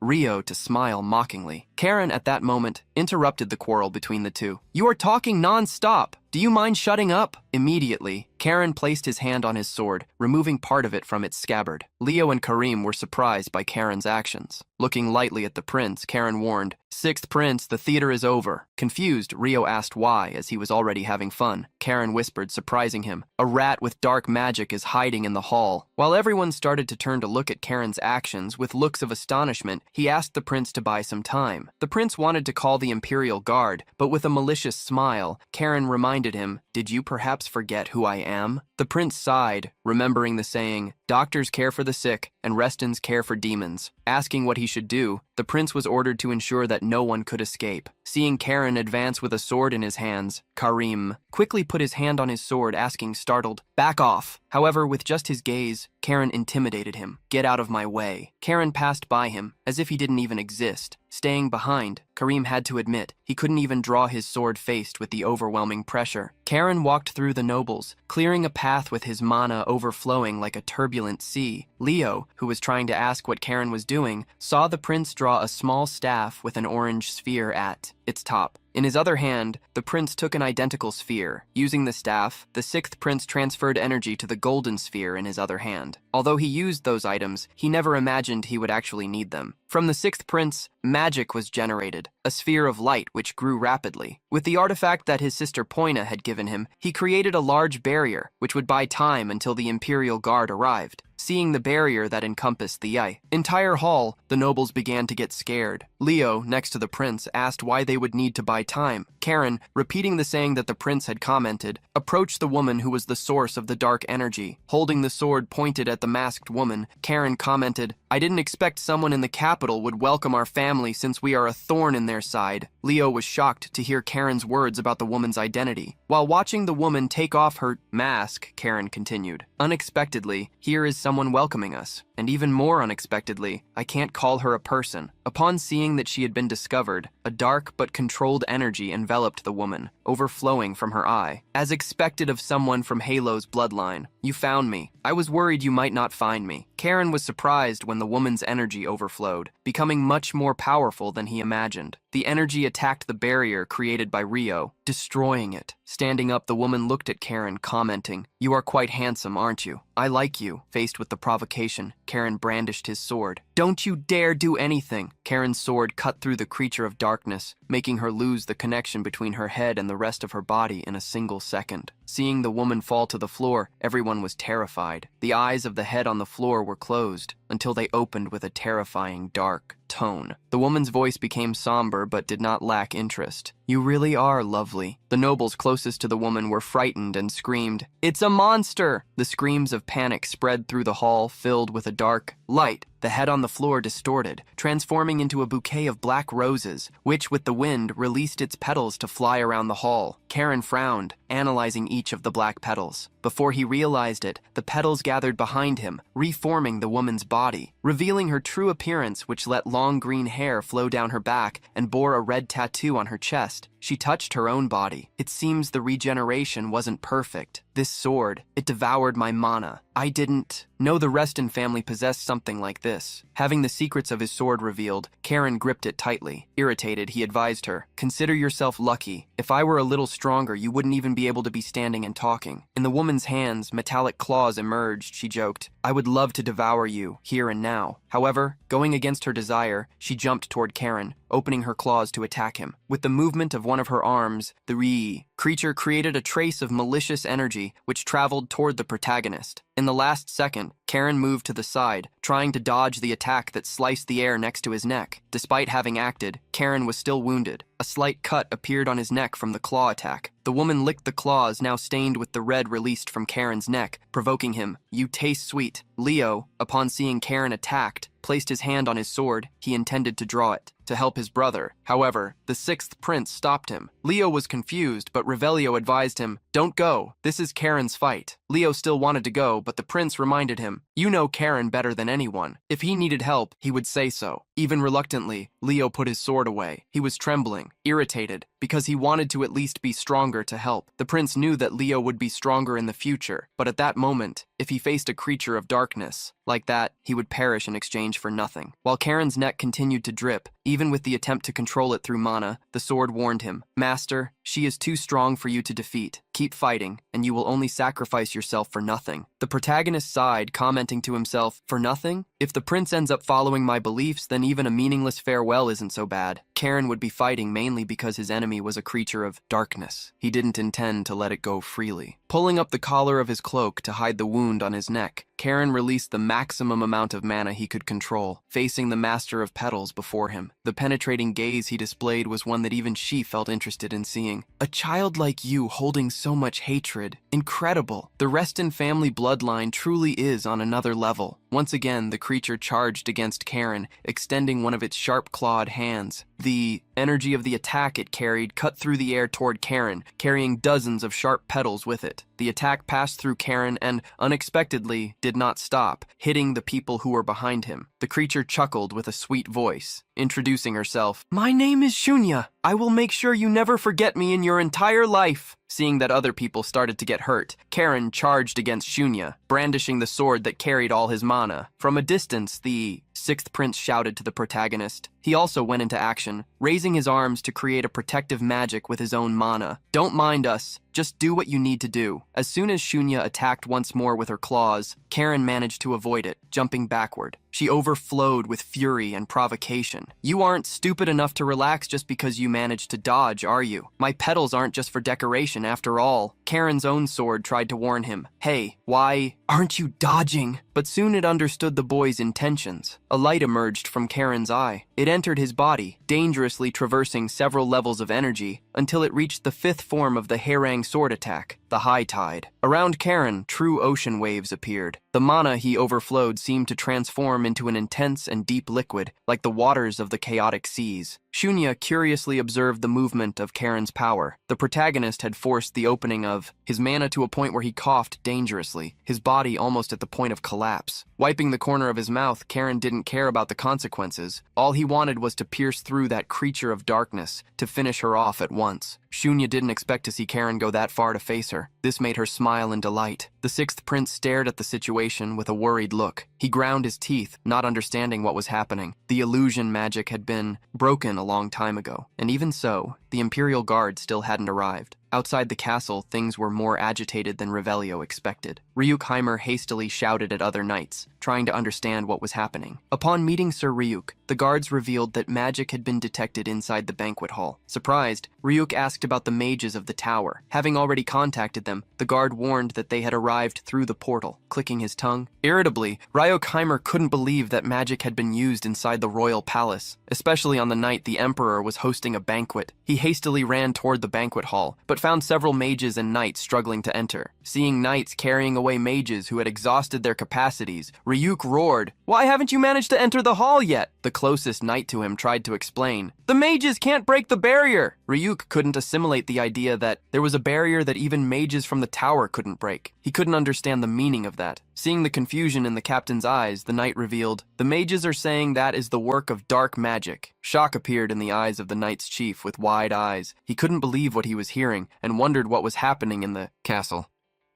Shunya mysteriously stated that she could not eliminate Karen, as the king would not allow it. Walking toward him, she reassured him, but suddenly leaped to attack. "Rest easy. We're just going to have a little more fun." Karen felt an immense pressure and tried to brandish his sword to strike her, but she mysteriously transformed into petals. Twisting her body, Shunya leaped over the protagonist to attack him from behind. With no room to dodge, he remembered a teaching from Lady Sabina. The power of the sea was not under his control, but he accepted the challenge. Shunya dove toward him just as Leo shouted in concern, "Watch out!" With a malicious laugh, Shunya enjoyed herself. Leo tried to do something. He wanted to help, but it was too late. A crimson fountain spurted as an attack was executed. Shunya, standing so close to Karen, praised him. "Truly, you are fascinating. I knew you would force your mana pathway open, but I never thought you would desire to be hit just to create an opening." Karen's mana exploded with the fury of a rough sea. Making a decision that could harm his own body, he used that power to attack. A slash parallel to the ground struck Shunya. Although split in two, she still smiled as she transformed into petals to escape. "You really are fun, Karen Reston, and that sword, now I understand." She recognized the sword guillotine, the devouring blade. Just as Shunya said, guillotine revealed to Karen that it could devour dark mana and use it as its own power. The more dark beings it absorbed, the more mana it could use. At that moment, the barrier was undone, and mages rushed into the room. Guillotine revealed to Karen that the dark being in front of him was not the real body. Karen understood then, even though she had invaded the castle, that was not a place where her real body could move freely. While Chief Ryukheimer cleared the way, Karen swore to Shunya, "One day wait for me, I will tear your real body apart." She was eager to see him try. "I will be waiting beyond the northern sea. Even the king will be looking forward to that day." Shunya turned into an explosion of petals and disappeared. Ryuk, having just arrived, was shocked to see the demon that had just vanished, a being of darkness in the imperial palace. Around them, people commented in relief. "I don't know know what would have happened to us if the sixth prince hadn't protected us with magic. Ryuk became even more confused, as no one knew the sixth prince could use magic. Behind him, a guard approached and whispered a few things. Leo ran to Karen, who was staggering after suffering so many wounds. Karen fell, and Leo quickly caught him. Still, Karen wanted to appear strong. Don't make a scene out of this. The sixth prince approached with his hands on his hips and handed him something. Karen, not knowing what was in the flask he had been given, questioned if the prince was trying to feed him something strange. Rio revealed that it was World Tree Dew. With pride, he revealed that such a thing could not be obtained even with money. Karen knew the value of the dew, but didn't understand why he was being given something so rare. Rio had made a decision. He wanted to make an investment. World Tree Dew was an elven elixir that possessed an immense amount of mana. Since he wouldn't have to worry about side effects, Karen drank the potion. Thanking him, Karen swore he would not forget the help. Rio replied happily, "It's better if you don't forget." Recovering slightly, Karen stated he would handle things there and asked Leo to contact their grandfather. Leo wanted Karen to receive proper treatment, as did the prince, who slapped the back of Karen's neck, since Karen could no longer dodge, causing him to faint. Leo looked quickly at the prince and then at Karen. The prince reassured the boy and revealed that Duke Yahello should already be on his way to the palace. Since Leo didn't understand how the prince could already know that, Rio revealed that the moment a trace of dark mana appeared in the palace, the House of Dukes would have been informed to intervene. At that moment, Ryukheimer approached with several other guards. "Sixth Prince, you are under arrest for being a suspect in this attack." Hearing such a thing, Leo raged at how ridiculous the idea was. The prince calmed him and stated he would go willingly. He didn't need to be tied up. As he walked with the guards, the sixth prince immediately stated, "I'll say it right now, I am innocent." Ryukheimer did not believe him. It is hard to believe the words of someone who broke imperial laws and learned magic in secret. Before leaving the hall, the sixth prince looked back. "My bet is over, now it's the rest in house's turn." With a smile, he asked Leo to make sure the duke knew he had helped them. Thus, Leo watched the prince leave with the knight. Confused, the young man wondered what was really happening. Rain fell against the palace windows. Yahello, looking out the window, spoke. "Crown Prince, you understand this is no time for formalities, right?" The prince, sitting on the throne, was about to speak when Yahello interrupted. "The Reston Kingdom, according to the pact with the imperial family, promises to eliminate the enemies who invaded the palace. But before that, I will take care of my grandsons." The crown prince might not have liked Yahello's words, but the duke would make him accept them. You have no objection to that, do you? On a random sunset dozens of years ago, guards patrolled the walls. One, holding a knife and an apple, remarked, "What are you thinking so hard about?" Seeing his companion, Karua, Kane later sighed. Karua thought Kane was nervous, but Kane claimed that wasn't the problem. Karua went back to eating his apple, understanding his comrade. "You've never defeated the young Grand Duke before. It's normal to be nervous." Kane gritted his teeth and swore he was stronger than Yahello, claiming he was simply holding back. As time passed, Kane said to Karua, "You will be hunted for the rest of your life because of the black magic the Emperor possesses. With your skills, you might be able to survive." Knowing how strong his friend was, he recommended, "Flee now, before Yahello's army brings a storm upon the capital." Karua felt that being hunted forever would be a hassle, so he vowed, "I will live and perish with you here, Captain." Karua was curious about one thing, though. The captain had never made a choice for himself, yet here he was risking his life for a mad emperor. Kane corrected him. It wasn't for the emperor, but for his own life, which he had decided to end in that place. This was the choice of a former slave. Karua thought it was a stupid decision, but chose to remain loyal and stay by his captain's side. In the present day, two knights walked through the castle. Upon seeing two members of the Seawater Knights, they snorted. "Damn them, I wouldn't be so comfortable if I were in their shoes." The two knights who had traveled with Yahello stood guard at the door. For them, being there wasn't comfortable either. One asked his companion, "When do you think we'll head back to Azure Sea Fortress?" She didn't know, but she knew they would stay until the Grand Duke finished the investigation. Given the nature of the incident, it wouldn't be a short stay. Karen had nearly lost his life. Inside the room was Karen, lying in bed with various bandages on his body. On either side of him were Leo and Amy. Leo thanked Amy for helping him and Karen. Considering the relationship between their family and the Imperial Guard, he knew this couldn't have been easy for her. Just as he was about to mention that Kane would have done the same, the protagonist sat up. "There you go again," repeating the same words. Leo hurriedly asked if he was okay. Karen ignored the question, and touching his face, asked where the prince was. Leo revealed that Levelio had been taken by the guard, and that their grandfather was likely on his way to rescue him. Karen was quite confused by both pieces of news. Leo explained that their grandfather had arrived at the palace with the Seawater Knights following the attack. After learning of his grandfather's arrival via the teleportation circle, Karen asked if there had been any further attacks. Leo shook his head, stating that no one would dare move while the knights were on guard. Karen looked over at Amy and asked Leo why she was there. Leo explained she had helped them, which was why he had been able to treat Karen so quickly. Karen flexed his muscles with conviction, asking Amy, "Did you do this just so you can take a beating once I'm better?" Before the two could continue bickering, two people entered the room. Yahello was the first to ask, "Are you feeling better, Karen?" Followed by Xerus, Yahello ordered everyone to sit. Karen greeted his grandfather formally. "My greetings, my lord." Yahello dismissed the formality, noting, "I can see that the ocean within you has grown to the 5th wave." Karen revealed that he had been forced to wrench open the path to Maelstrom to fight the Woman of Darkness. Yahello scolded his grandson's foolishness, asking if he hadn't just mastered the 4th form. Looking away, Karen admitted he had learned it just by observing, so it wasn't yet perfect. After the moment of surprise passed, Yahello prepared to deliver an order as the head of the family. Upon returning to Azure Sea Fortress, all your external activities will be prohibited for 4 years. During this time, you will focus exclusively on your training. With a hollow gaze, Karen simply obeyed. Seeing such surprising obedience, Yahello asked if he had learned anything from the incident. Karen's answer was simple, "I realized that I am still extremely weak." Yahello warned him, "A desperate craving for power always invites disaster." Karen reassured his old friend and grandfather, "It isn't because of greed. The demon who attacked the palace left a few words before disappearing." Yahello asked what she had said. The words were still fresh in Karen's mind. "She said she would be waiting for me beyond the Northern Sea." This prompted Karen to ask, "My lord, what lies beyond the Northern Sea?" Yahello fell silent and looked away. To Yahello, Karen was not yet ready to know. Closing the subject, he asked if there was anything else. Karen mentioned that the 6th prince had given him World Tree Dew to heal him, so they couldn't ignore the favor. Yahello reminded him, however, that those of Imperial blood were forbidden from learning magic. Although no evidence linked him to the incident, the 6th prince had violated the pact. From now on, he will be under the surveillance of the Sea Wave Knights. With that, Yahello turned to leave. Leo tried to warn his grandfather that the 6th prince had helped Karen, but Karen stopped him. Yahello ordered the two boys to remain with Xerus until the investigations were concluded. Before his grandfather left, Karen raised his hand, mentioning he had one more question, stating he had no place to train. Yahello had already prepared something in conjunction with the Imperial Guard. "They will take you there." Karen thanked him, and Yahello asked Xerus to continue watching over the boys. Leo tried to tell Karen that the 6th prince had tried to help, but Karen was already aware and revealed, "Grandfather is protecting the 6th prince." Leo didn't understand. Karen broke it down. "Grandfather assigned the Sea Wave Knights to him personally, don't you see? It's protection disguised as surveillance. It's exactly what that Levelio guy wanted. Our family has become his backer." While Leo grew more confused, Karen asked Amy to serve as his guide. "Let's go to the Imperial Guard barracks. I'm curious." Amy frowned, wondering what he was planning. Karen noticed her look and asked if there was a problem. Xerus closed the bedroom door and immediately caught Karen's attention, winking and flashing a smile. "I'll be in your care, Sir Xerus," Karen said. Xerus asked himself the same thing Amy had. What is he planning? In the capital, Tails remarked on how Karen was being praised everywhere. "You must be proud of your son, Pale." Pale, however, slammed the table, his mind fixed on how close he had come to losing his child. "Those rumors don't matter. This is the second time I have almost lost my son." Raphael agreed with Pale and looked down on Tails with disdain. "It seems even the intelligence you boasted so much about was useless." Tails furrowed his brow in irritation. After all, it was Raphael who had bared his claws first. Closing the subject, Pale stood up to leave. Trembling with rage, he swore, "Someone will be held accountable for this." Raphael was the second to rise, bidding Tails farewell. Left alone, Tails realized Karen was no longer just a potential threat. He had become the greatest obstacle to the family's succession. He was even more dangerous than his brother, Raphael. Tails walked to a crystal ball and made it glow, contacting someone. On the other side, the person asked what he wanted. Tails made a request to the elder. The elder replied that the timing was poor, but upon hearing that the matter concerned the family, he decided to join him. "Wait a moment, I will arrive soon." After the contact, Tails looked at the moon through the window. Karen, soon you two will have to choose whether you will stand by my side or become my enemy. In a room of stone bricks, Karen sat on the floor training his mana. After keeping his eyes closed for a long time, he finished the session and opened them. Even Karen was impressed by the difference in the purity of his mana. It was far beyond what it should naturally be. Now he understood why World Tree Dew was so difficult to obtain. He wondered where Revelio had found something so rare, but remembering it was something only elves could acquire, he thought of Poina. Leaving the room, he told himself he should ask Revelio for more when they next met. Waiting at the door, Leo asked if Karen had finished his training. Upon seeing him, Karen asked if he had been guarding the door to ensure no one disturbed him. Leo, though reluctant to admit it, agreed, as their master had asked him to look after Karen. Changing the subject, Leo acted with an air of superiority. Regardless, you are my little brother. Karen smiled and gave Leo a few taps on the back. Compared to when we first met, this is a great improvement, brother. As he followed Karen out of the training area, Leo called out to him and stated, pounding his chest, "Even if I am flawed in many ways, at least I will block a blade flying toward your back." Karen observed Leo's attitude and nodded, leaving him behind. I know. Leo sighed softly. He knew the profound gap in talent between them, and that Karen would reach heights he could never imagine touching. It was exactly why he wanted to pursue him. Only then could he, in some way, help him. After crossing a tunnel, they arrived at an arena where various warriors were training. With his hands on his hips in an arrogant stance, Karen glanced around while the Imperial guards watched him. Leo quickly alerted his cousin, borrowing a training chamber is one thing, but why did we come here? Karen smirked with his typical malicious smile. Why do you think we came to the training grounds? To train, of course. As Leo continued to worry, Xeris approached the duo. He greeted Leo and Karen, who returned the gesture. Xeris was there to say they had managed to proceed with his request. Karen saw Amy appear from behind Xeris and waved to her. Amy wore a serious expression. I truly don't understand why you would choose to fight in a situation like this. The protagonist questioned if one even needed a reason for a duel. He walked over to some wooden swords and made a proposal. If you have the skill to follow in the footsteps of Sir Kane, whom you admire, I want to verify it for myself. He pointed the sword at her, issuing the challenge. Amy was taken aback. Everyone watched her as Karen questioned, don't you want to prove yourself in front of all these people? In response, Amy gripped the hilt of her sword firmly. Karen bowed slightly, thanking her. That's the spirit. Amy Altura, I challenge you to a duel. Amy returned the gesture. I accept, Karen Reston. Satisfied, Karen asked if they should begin immediately. As Karen approached the stairs to the arena, Leo wondered what he was thinking. Testing the skills of a recruit in the Imperial Guard's own backyard? This is basically a provocation. Just as Leo thought, all the Royal Knights were already staring at Karen. After clearing some space, Amy and Karen faced each other. He allowed her to strike first. Amy accepted and did not hold back, lunging forward rapidly. Her sword swung horizontally toward Karen's head. However, with a simple movement, he positioned his own sword close to him, blocking the strike. Moving his blade downward, he deflected Amy's attack, throwing her back. Amy was shocked. Karen hadn't even taken a proper stance, yet he deflected her attack so easily. She was even more stunned because she felt something beyond the Imperial swordsmanship, the harang style. With a serious look, Karen asked before attacking, Is it my turn now? He lunged at a speed Amy could barely see. Karen leaned low, crouching as he ran with his sword held lateral to his body. Amy placed her sword in front of her to block his strike. The sound of a heavy impact echoed throughout the arena, signaling the end of the battle. Lying on the ground, Amy could see the clear blue sky. Beside her, Karen advised, Get up. Enemies you meet on the battlefield won't wait for you. Amy used her sword as a crutch to pull herself up. I already know that. You don't have to tell me. Burning with courage, Amy lunged once more. Karen gave a slight smile. Her movement was so predictable that he easily dodged and struck her with the hilt of his sword, throwing her off balance. Amy endured the pain and spun her body, aiming a strike at Karen's leg. Karen understood her move was intended to make him lose his footing, but the attack was so easy to read it was as if Amy were throwing her own life away. Before she could even land a hit, Karen struck her in the back, dropping her once again. Karen leaned on his sword, questioning her. If you are defeated before eliminating the enemy, what happens to the person you were supposed to protect? Karen's words echoed throughout the arena. Xeris found himself agreeing. The Imperial sword, whose purpose was to stop the enemies of the Imperial family, was known for ruthless movements aimed at taking the enemy's life. That was why if you didn't find the opponent's weakness in a single strike, you would lose. However, Xeris could see that Karen's movements using the harang style went beyond that. Leo thought the same, and asked Xeris if Karen's movements didn't seem a bit strange. Xeris praised Leo's insight. confirming he was right. Zeres could see that the swordsmanship Karen was using was neither strictly the imperial style nor the harang style. It was a fusion of both techniques. Waiting, Karen ordered Amy to get up. Leo asked Zeres why Karen was going so far as to continue the fight. Zeres smiled, sensing that Karen held a grudge against Lady Amy, who unexpectedly seemed to be enjoying the fight as well. Little by little, her movements were improving. Leo watched the combat with a worried gaze. Even bruised and battered, Amy was smiling. After Amy fell for the umpteenth time, Karen asked if that was all she could take. Amy tried to get up but gave up, accepting her defeat. Karen smiled, satisfied. He then looked at the knights outside the arena and challenged them. So, who's next? Leo was startled by the request, and Zeres slapped his own forehead, realizing exactly what his young master intended to do. The knights outside the arena fell silent, some even averting their eyes. A stern voice emerged, challenging him. If you are curious about the swordsmanship of the Imperial Guard, how about facing me? Karen turned to see the owner of the voice and found it was Ryuk Heimer. With a calm gaze, Ryuk offered to fight him. My subordinates need to focus on defending the Imperial Palace. It will be difficult for them to entertain you. Karen hadn't expected to hook such a big fish. If Sir Ryuk intends to teach me a thing or two, I will gladly accept. Ryuk Heimer was about to pick up one of the wooden swords when Karen interrupted. How about a battle with real blades? Ryuk Heimer looked at Zeres while commenting to Karen. You could be gravely injured. Are you sure about this? Zeres simply ignored him, while Karen nodded in agreement. Ryuk wondered why Zeres wasn't stopping the youth. Does he really think the boy has a chance against me? This time, Karen turned to the commander of his house's knights. What happens on the training ground stays on the training ground. That is the rule of Cheong Haishong, isn't it, Sir Zeres? Zeres simply agreed. Confident, Karen rested the wooden sword over his shoulder. Then shall we begin? Despite his uncertainty, Ryuk drew his sword. If you want it that badly, very well. He decided to face the boy and teach a lesson to the young mad dog of the Cheong Haisong. Karen decided to take the first strike, and with a wild smile lunged forward. The absurd mana the youth carried startled Ryuk. He hurriedly placed his sword in front of his body, blocking guillotine, which exploded into sparks upon the heavy impact. Ryuk Heimer realized that against the harang style, he needed to stay focused. The moment he thought about taking the battle seriously, he saw Karen leap toward him, raising his sword with a dark and piercing gaze. He jumped back hastily to avoid being swallowed by the waves of the attack. As the youth delivered his strike, Ryuk saw an opening and used a thrust to try and end the battle quickly. However, at the last second, he realized Karen was unexpectedly smiling. Ryuk's strike grazed Karen, tearing his skin, but the youth had used the opening as a feint, just to make him lose his balance. Karen's counterattack closed in rapidly, and Ryuk realized as he faced it that the movement resembled imperial swordsmanship. As the battle raged, Zeres watched. He remembered Lady Sabina's words. Calling him a genius is so inadequate it might be an insult. Zeres could feel, watching Karen cross blades with Ryuk, that the 13-year-old was facing the man considered the next commander of the Imperial Guard as an equal. He was even adapting perfectly to his opponent's style. Having defended the attack, Ryuk showed his surprise. How interesting. I never imagined feeling the sword of my seniors in the Imperial Guard coming from you. Ryuk stated he would fight with all his strength from that moment on. Karen was happy to hear it. At that moment, guillotine alerted him. I can feel a malicious intent coming from him, master. Ryuk Heimer raised his sword, and flames erupted around him, gathering on the blade. Karen felt a great shock seeing the technique Ryuk Heimer used, the moonlight. Karen inwardly praised Ryuk Heimer for mastering the 6th form of the Imperial Sword Moonlight. If an enemy failed to dodge the hidden sword aura lurking behind the glow of the moonlight, they would be finished. The protagonist circulated energy around himself like a flowing stream. Against the technique charged by Knight Heimer, he unleashed the 5th form of the herring sword, High Tide. A crescent-shaped slash of light erupted from Heimer's blade as he surged forward alongside the strike. The blow closed in rapidly, but Karen prepared to meet it head-on. Moving as if swimming through the water's flow, Karen confronted the strike directly. However, as the waters of High Tide cut through the crescent energy, Karen realized it was a feint. He furrowed his brow, remembering the only person who had ever thought to use such a strategy, Karua. Leo shouted in panic as he realized something had gone wrong. Karen, dodge! Ryuk spun his body, launching a new crescent of energy toward Karen's back. A massive explosion of clashing powers erupted, startling everyone outside the arena. As the smoke cleared, a muffled cough was heard. Karen was down on one knee, but the sight before them chilled Leo to the bone. Karen was holding Ryokeimer by the throat, asking grimly, "Answer me! Who taught you the moonlight?" As the chaotic energy dissipated, Karen realized the crowd was still watching. He released the Royal Guard Knight, apologizing for taking things too far. Ryukeimer clutched his neck, wondering how a child could possess such monstrous strength. He quickly asked if Karen was all right. Believing the knight was referring to the thrust that had grazed him, Karen reassured him, "I recover quickly." Heimer also apologized for getting too caught up in the heat of the moment. Brushing the apology aside, Karen asked again who had taught him the moonlight. In response, the knight asked how Karen even knew the technique. He couldn't fathom how the boy could know the moonlight of Cercaria, one of the last great imperial guards of the past. Karen scratched his head, seeing that Ryuk had answered his question with another question. Before the knight could say more, Karen interrupted with an instruction. "Regarding your moonlight, Sir Ryuk, what if instead of one false moon you used several?" The knight was stunned by the sudden advice. Like an expert, Karen continued, "Or how about using physical strength for the false moons as well?" "Ah, forget it. Did I interfere too much? My apologies." Ryukheimer reassured him and bowed slightly, thanking him for the invaluable tip. Since Ryukheimer was backed by the Marquisate of Diaz, a house hostile to Karen's family, Karen had assumed Ryuk might be another rotten root, but it seemed he was not a bad man. The duel seemed to wake the Imperial Guard from their stupor. The guards began whispering to one another about the feat they had just witnessed. Changing the subject, Karen requested, "Sir Ryuk, though it is not my place to say, I hope you don't let a diamond in the rough go to waste." Ryuk realized he was referring to Amy. It was surprising that the boy was not only giving him tips, but also looking out for Amy's talent. Watching the youth leave the arena, Ryukheimer felt he had been utterly defeated, both in swordsmanship and as a person. Ashamed of the malicious intent he had briefly held against Karen, he stopped him. "Thank you for teaching someone like me, who had so much to learn. I would like to duel you again in the near future." To Ryuk's disappointment, Karen revealed they would only meet again in 4 years. Xeris, standing outside the arena, explained the reason. "By the Lord's orders, Sir Karen will be confined for 4 years. As you know, he has caused many incidents." Despite this, Ryuk expressed his eagerness to see what Karen would achieve in 4 years. Karen returned the sentiment. "In 4 years, I'll be looking forward to seeing how much Sir Ryuk's moonlight has improved." In an isolated area of the castle, a grave conversation was unfolding between Yahello, the crown prince, and a third man. The third man remarked, "To think it could hide dark mana. That is why the detection magic failed." Curious, Yahello questioned the crown prince on why the ducal house of Salmon was not participating. The crown prince revealed that they were preoccupied with the issue of refugees from the war against the southern kingdom. Yahello reminded him that the deserters who attacked the Bellis barony were also from the south. The situation was delicate. The crown prince stated the Imperial Guard was investigating, but they needed time. Yahello shook his head in dissatisfaction. Even if the dark mana could be hidden, a verified identity would be required to enter the palace. He ensured neither the prince nor the third man would forget a vital fact. The body of the young lady of the Viscount Tilsman family, whose identity the succubus stole, was found on the outskirts of the capital 2 hours ago. Yahello looked directly at the man beside him. "Tilsman? Aren't they strongly linked to your family, Kieran?" The man reminded the Duke they were in the Imperial Palace, and that he was also a head of a family, requesting that Yahello use polite honorifics. Kieran Diaz admitted the Tilsman family was close to his own, but insisted the Diaz family had no connection to the incident. Yahello didn't argue, already knowing how the Diaz family operated, and stated he was merely asking for cooperation. His gaze turned dark as he warned them. "Not only did a demon appear in the Imperial Palace, but my grandsons nearly died twice during this trip. Karen and Leo are our future, yet some rat has infiltrated the palace and its supporters. They tried to ruin the future of House Reston." Yahello's fury was so immense it made the palace walls tremble. Even the crown prince remained silent. Eorn, the crown prince, had visited his father on his deathbed, and the emperor had given him a strict command. "Make absolutely sure never to irritate Duke Yahello. You must not make him an enemy. Do not forget my words, my son." Suddenly, Yahello declared that starting that day, 4 squads of Harang knights would remain stationed at the palace. The prince asked if that was truly necessary, but Yahello ignored him, stating he had already discussed it with the emperor. Hearing that Yahello had gone over his head to speak with his father, Eorn was startled. Yahello crossed his arms. "My grandsons will visit the palace regularly for the investigation. Though this is conducted on sacred ground, we will find the culprit and hold them accountable. It may take time, but no one will be exempt from the investigation." He looked around and concluded, "Even if it is someone with royal blood flowing through their veins." Feeling the direct threat, the crown prince finished the meeting by grinding his teeth in fury. As the meeting adjourned, Kieran grew even more worried. With the end of that session, the 50 years of peace that had reigned over the kingdom had also come to an end. One night, a grand residence revealed only a few lights switched on, reflecting a mellow atmosphere. Karen's grandparents gathered at a table for a drink. Yahello felt it had been a long time since he had shared a drink with Gale. The same was true for Gale. It would be good if we could meet more often. Both you and I have been busy lately. Despite this being true, Yahello surprised Gale by saying they would see each other more frequently from now on. With a furrowed brow, Gale questioned if he was referring to the investigation into the incident. Yahello struck the table with a rigid expression. The Reston family will exert an even greater influence in the capital from this moment forward. Upon discovering that Pale would be in charge of this role, Gale was even more surprised. Yahello reminded Gale that he himself knew Pale's abilities well. Due to family tradition, Pale had been kept in Cheonghaseong, but among all the sons, he was the most ideal for the task. Gale frowned slightly, asking why Yahello was telling him this, and was even more startled by the response. You too. I would like you to dedicate your strength to this. Gale smiled faintly, as this was not something Yahello would normally ask. Don't you know better than anyone that this goes against my principles? As he poured the drink, Yahello reminded Gale that because of the incident, Karen had nearly lost his life. Much like Yahello's furious emotions, the wine overflowed from the glass as he thought out loud. In order for Pale to obtain the strength to protect his son, he needs your help. Thinking about what he could do, Gale asked if Karen would also remain in the capital. Yahello shook his head, stating that he would return to the fortress and enter confinement for 4 years. To Yahello, the youth was clever and would understand his intentions. Gale understood as well. The confinement was merely training in disguise. Seeing that Yahello truly intended to make Karen grow properly, Gale finished his wine and reached a conclusion. If there is anything you need, just say it. Yahello thanked Gale for understanding and, pouring him another drink, extended the conversation through the rest of the night. The following day seemed equally peaceful. At a tailor shop, Luhan discovered that Karen would be returning home. Karen confirmed the news, revealing he wouldn't be able to visit the capital for some time. He was there to request that, when the clothes were finished, they be sent to the Azure Sea Fortress. Luhan was happy to help. Since they were on the subject, Karen asked him to also prepare an outfit for his coming-of-age ceremony. Luhan guaranteed he would do his best. Suddenly, Amy appeared at the door of the tailor shop looking for Karen. There you are. Despite her exhaustion, she approached. Hugo, who was with them, was surprised. Karen flashed a wide smile as he asked how Amy was. I held back that day so you wouldn't get hurt too badly. Despite the bandages, Amy thumped her chest, showing she had recovered. That was nothing! However, the simple gesture made her wince in pain once again. Changing the subject, Karen asked when she would pay him back for the meal. Confident, Amy stated she would pay soon, revealing she was being promoted. Sir Ryuk said he's going to train me personally. Amy's comment brought surprise to both Karen and Leo. Karen sighed, asking if she intended to gradually join his faction. Amy denied it hastily, revealing that Duke Yahello had also agreed to be her sponsor. With a serious look, she bowed her head. I wanted to truly find you and thank you, Sir Karen. Thank you very much. I will never forget this kindness for the rest of my life. A friendship was formed, and Karen invited her to come to Azure Sea Fortress once she reached the 6-star mark. Karen smiled, maliciously planning to put her through intense training to learn the moonlight skill. Amy said her goodbyes, preparing to leave. Karen and Leo also bid her farewell, as they needed to prepare for their departure. Before they left, the tailor interrupted and called out to Karen. Luhan had something he wanted to give him. He showed a small wooden box containing a brooch belonging to Sir Kane. He revealed that Kane had asked for the brooch to be repaired, but did not live long enough to come back for it. Karen took the brooch and asked curiously why Luhan was giving it to him. Luhan replied without hesitation, I saw his image in you, Sir Karen. I think Sir Kane would want me to give this to you. Karen remarked that Amy might be sad about not receiving the brooch, but Luhan believed that every object had an appropriate owner, and Amy would understand. Accepting the brooch, Karen gave his thanks. When Karen pinned the red sword brooch to his chest, he asked with a smile, So, do you think it suits me? Luhan saw Kane's image once more, and remembered him saying those exact same words. So, brat, do you think it suits me? Emotions surged within the old tailor. Of course, it suits you very well. As they left the tailor shop following Hugo, Leo asked Karen if there was something strange going on. Leo felt that people had been staring at them for some time. Karen looked to the side and saw a small group gathered, watching them without understanding why. Someone who could explain appeared. You're a celebrity now. Looking back, Karen saw the 6th prince. Revelio, followed by several knights, commented, The rumor that you defeated Sir Ryuk in a duel has spread to every corner. You defeated the man said to be the next commander of the knights. Of course, everyone is going to stare at you. Sunset was already approaching when they went to a park. Revelio sat between the two boys, throwing his arms over their shoulders. You're heading to the fortress tomorrow, right? 4 years of confinement? It seems Duke Yahello is fond of you. Irritated, Karen tried to pull Revelio's hand off him, though he couldn't budge it. With a provocative look, the prince reminded Karen that he had given him the world tree due and asked him to be a little kinder. Karen clicked his tongue, stating he would have refused if he knew the prince would keep bragging about it. Insisting on the matter, Revelio asked if Karen knew he had only defeated Sir Ryuk thanks to him. Standing before the garden bench, Hugo watched the two, the madman of the Imperial Palace and the mad dog of Azure Sea Fortress. The combination was enough to make anyone dizzy. He wondered how the two could act so carefree while being watched. The sixth prince suddenly called out to Hugo, "As a member of the royal family, I have always been grateful to the Reston family. I hope you understand." Hugo bowed to the prince, stating he was merely doing his duty. Irritated, Karen reminded him that Revelio should be thanking him. "I'm the one who saved you from that demon thing." Hugo looked briefly at the prince. Contrary to the rumors, he seemed to act like a decent human being. After annoying Karen a bit more, Revelio stood up, stretching. "I think I should head back to the Imperial Palace soon." He extended his hand to Karen. 4 years. I hope you do even greater things 4 years from now." Karen looked at the outstretched hand for a moment and shook it as he stood up. "I hope you become the biggest bastard in the Imperial Palace too, brother prince." It was with this agreement sealed between Karen and Revelio that Hugo thought he might have slightly misjudged his evaluation. Followed by the Imperial guards, Revelio smiled discreetly, thanking Karen inwardly. Thanks to him, he no longer had to worry about being attacked in the palace. Karen also figured it was time to go back. Time to get ready for confinement. Gale's household wept bitterly as they bid farewell to Karen. He leaned halfway out of the carriage window, waving goodbye to everyone. Leo questioned Karen, asking if he truly had no complaints about being placed in isolation. Karen sighed lightly and returned the question. "Brother, didn't you realize during this trip to the capital just how many strong people there are in this world? We truly need to become stronger." From the front of the carriage, Xerus overheard them and interjected, "And would someone who knows that cause all that trouble?" Karen fumed with rage,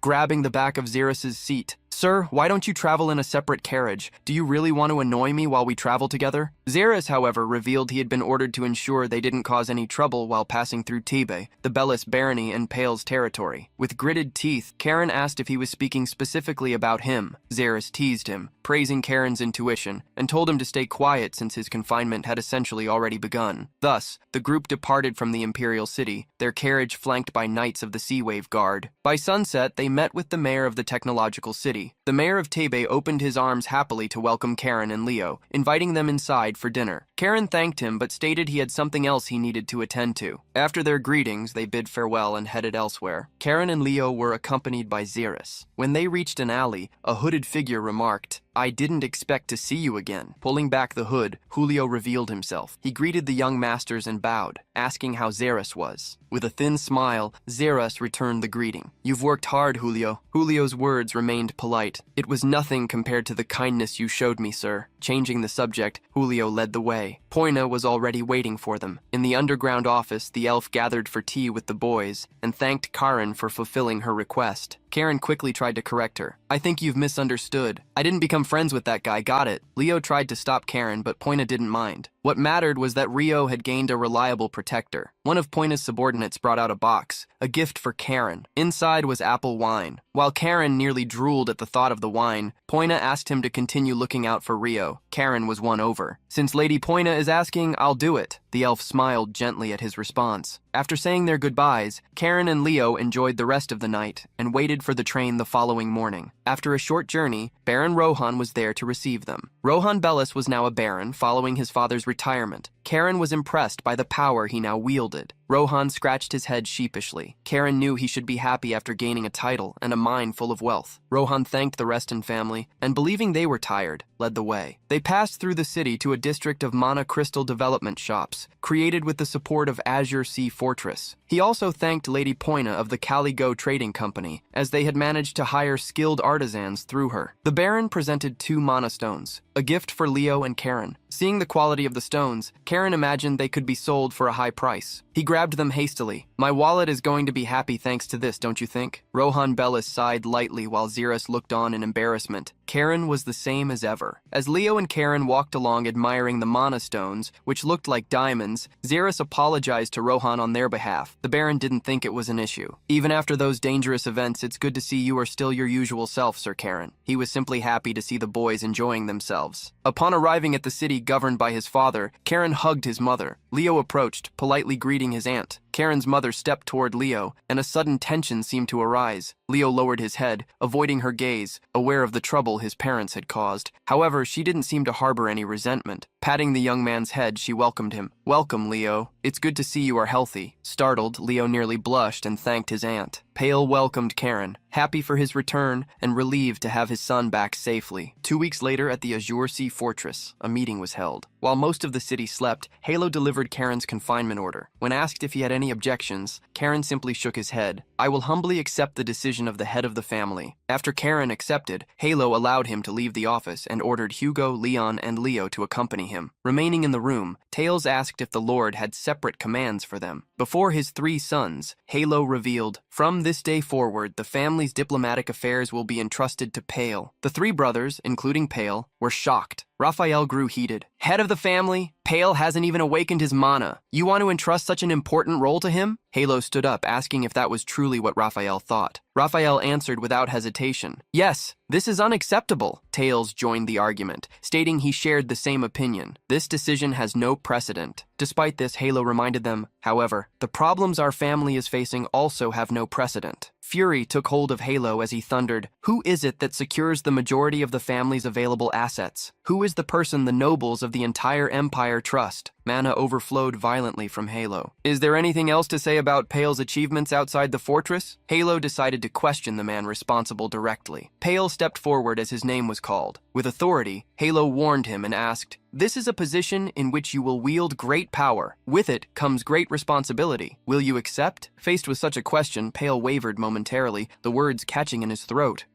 Looking at the night landscape through the window, Karen and Leo heard a woman's voice approaching. "I heard you got hurt in the capital. Are you feeling better?" Upon hearing her cousin's question, Karen felt it. "Yes, I ate a lot, so I'm better now." Scratching her head, she smiled, revealing that she wanted to have a duel. Cousin Ryan's eyes fell on Karen, with a strong mana overflowing in her gaze. "We could use real swords. What do you think?" The look she carried did not seem to contain hostility, so Karen tried to think of what to say. One day, he had asked Mistress Sabina if Hugo was the most talented on the continent. "How can we judge?" Sister Ryan, waving her hand to dismiss the thought, young Lady Sabina revealed that she lacked talent in mana training, but also praised, "If we only judge her fencing, she could even be on par with her brother." Noticing Lady Sabina's acknowledgement of Hugo's sister, the protagonist smiled slightly, attracting Leo's attention. He accepted. The duel for the sister, known in the South as a bandit hunter. Requesting a duel with real swords is certainly an honor. However, he dodged the duel, remembering, "I'm not sure if Sir Geras would allow that." However, Sister Ryan realized that this would be a problem, as Sir Geras had left the fortress to go to the North Sea. Karen remembered that this was where Mistress Sabina had gone since Geras could not allow the duel at the moment. Ryan revealed she was thinking of asking their grandfather to permit the duel. As the two conversed,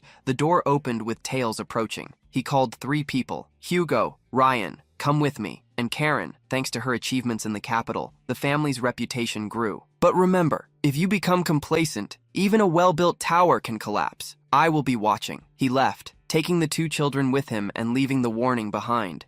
"Since I would have to go with father," Cousin Rian said goodbye. "Next time we will definitely cross swords." Raphael stayed with his brother and warned, now that the fire is at his feet, he seems to be in a hurry. Confused, Polly asked why he was telling him this now. With a cynical smile, Raphael responded that he was different from their older brother. "I consider Karen to be like my own son." Raphael looked at his son Leo and Karen together and placed a hand on Polly's shoulder. "These 2 also get along like true brothers, don't they? So getting closer to him wouldn't be a bad idea either." Raphael calmly revealed that he understood his brother didn't believe in his sincerity, but reminded him, "In the end, you and I will join our forces." The father fell silent and watched his brother leave, taking son Leo with him. Seeing the father's worried look, Karen asked if he was okay. Karen placed her hands on her son's shoulders, assuring him, "Your father will definitely protect you." "Will you trust your father?" he asked, looking pressured. Karen reassured her father by agreeing, of course I will." The night passed quickly, just like the years. Around the city, numerous constructions continued as a car drove through a district. The person inside looked at the surroundings, commenting, "The city is full of life. In just 2 years, the Agar Wall, which was always isolated, has become the center of the northern economic region." Rohan Belos praised Mr. Gay, with the man by his side. The man who wore a monocle was also aware of the work Gay was having to deal with. Speaking of Karen's grandfather, Belos remembered the young man. "All the changes happened after I met Lord Karen. How much he has changed after all this time. 2 years have passed already. I'm looking forward to it." While he was lost in thought, the car arrived at a large castle. A tall, blond young man was waiting for the Baron, arms crossed. He asked, "Did you bring what I asked for?" The Baron, nodded and took a box, delivering the ride that today was as high as he was himself. Upon seeing the 21-year-old drink, Carol eagerly grabbed it, greeting it. Instead of the Baron, "I'm so happy to see you even after all these years." The Baron noticed that Carol remained the same, only her body had grown. Remembering that the Baron was there to see his father, Karen decided to guide him, humming along. He informed the Baron that he would take him the faster way. Just when the Baron thought Karen had matured, the young man smiled mischievously at him. "I usually don't guide anyone, but I'll do it in exchange for something special. You got that?" Sometime later, the Baron finally reached Pale's office, where books and documents piled up all around. Pale revealed that he had sent Karen to receive him since he was busy. "I hope my son wasn't rude." Karen responded for the Baron, laughing, "Of course I wasn't, Dad." Pale approached, asking the Baron to sit down, and promptly asked how the processing of magical stones was going, revealing that business was good. The Baron, however, revealed the problem they had in ensuring that good craftsmen continued working with them. Pale didn't blame him, as they were top-tier specialists, and there were always better proposals coming up for them. Likewise, no family would want to give up their own technicians. Confused, Karen wondered why they should worry about this and offered them a solution. "If it's hard to find them within the Empire, just look outside it." Pale and the Baron were surprised. Karen's father, confused, asked what his son meant. Karen reminded his father that the southern kingdoms were in the midst of a war. Bailey managed to understand. "Do you want to bring technicians from the southern empires?" Karen nodded with a smile. "Exactly. There are many people who want to escape the war and go somewhere else. Wouldn't it be enough to promise them safety and better benefits?" The Baron warned that the southern kingdoms, they wouldn't easily release them either. They were valuable specialists to them. Carol wanted them taken from the Southern Empire secretly, using the chaos of war. Pio crossed his arms, thinking that persuading the technicians themselves would be another problem. To this, Carol provided a premeditated solution. "What if someone from the main lineage of our family, with a solid position in the Empire, personally visited them?" Huffing, Piley warned his son, "Don't even think about leaving while you are in confinement." Calmly, Karen asserted that he wouldn't need to worry about going personally. Confused, his father asked, "Who then would they send?" With a sly smile, Baron reminded him, "There's my cousin, who only lives off others, right?" The Baron looked at Mr. Pei, who could think of the serious problems this could cause. In the end, a decision was made. At dusk, a discreet carriage was prepared for departure. Leo, with a somber look, still didn't understand why he was being sent. Carol reassured him, "Don't worry so much, Sister Ryan will join you in the south, and Hans will also go with you, right?" Hans was already stretching, preparing to board the carriage along with other guards. "It's been a while since I've been on a mission. I'm looking forward to this one." Soon, the carriage took them to the train station that would soon depart for Tebe. Before Leo left, Carol reminded him of the plan. Register as a mercenary in Tebe first, and then depart from there, reminding him that Leo would continue to receive missions while he remained in confinement. Carol said goodbye one last time. "We'll meet again in 2 years. Stay strong, brother, don't get hurt." With a smile and a thumbs up, Carol encouraged Leo's departure. The young man smiled slightly and bid farewell. "We'll meet again even stronger, Carol." Leo boarded the train that departed quickly, and while at the station, Carol ended up noticing the presence of red hair. Leo's mother noticed that he had acknowledged her presence and turned to leave, giving her a slight nod. Karen asked, before she departed, "Do you think he's being assigned dangerous missions because of me?" "Well, that's true. It can't be denied. Still, wait, your son is going to become a pride for the Blue Fortress." And so, he noted Leo's journey to the southern realms for his training. Karen left for an area outside the fortress, to the house in the garden of Sabina's Law. A guard approached, looking for him. "Young master, the head of the household is looking for you." However, the man did not hear any response. Confused, he approached the door, looking for Karen. The door suddenly swung open, startling the man. As he stepped out of the wooden house, Karen looked much taller. He spoke to the wind, unaware of the man's presence, trying to recall the passage of time. "It's the first time I've stepped out in a year. Kieran eventually noticed the man kneeling on the ground, trembling, in fear. Quickly, the guard relayed the message to Kieran about the family leader looking for him. The protagonist received the news with surprise and immediately headed for the fortress, followed by the guard. In his room, Yahello served 2 drinks while commenting, "In the last 4 years, not only the Empire's situation, but the whole continent has changed significantly, following the interrogation of the Imperial Guard who was behind the attack on the palace. It is said that beings from the darkness are beginning to appear all over the continent." Taking one of the drinks for himself, he continued revealing the state of chaos that the continent was in. This was the reality that Karen, before him, would have to face. Serving the other drink to his grandson, he asked, "So Karen, what accomplishments have you made during your confinement? The light blue mana within you indicates that you are ready." Accepting the drink handed by his grandfather, Karen replied, "If I wasn't ready, you wouldn't have ended my confinement, head of the household." Yahello furrowed his brow.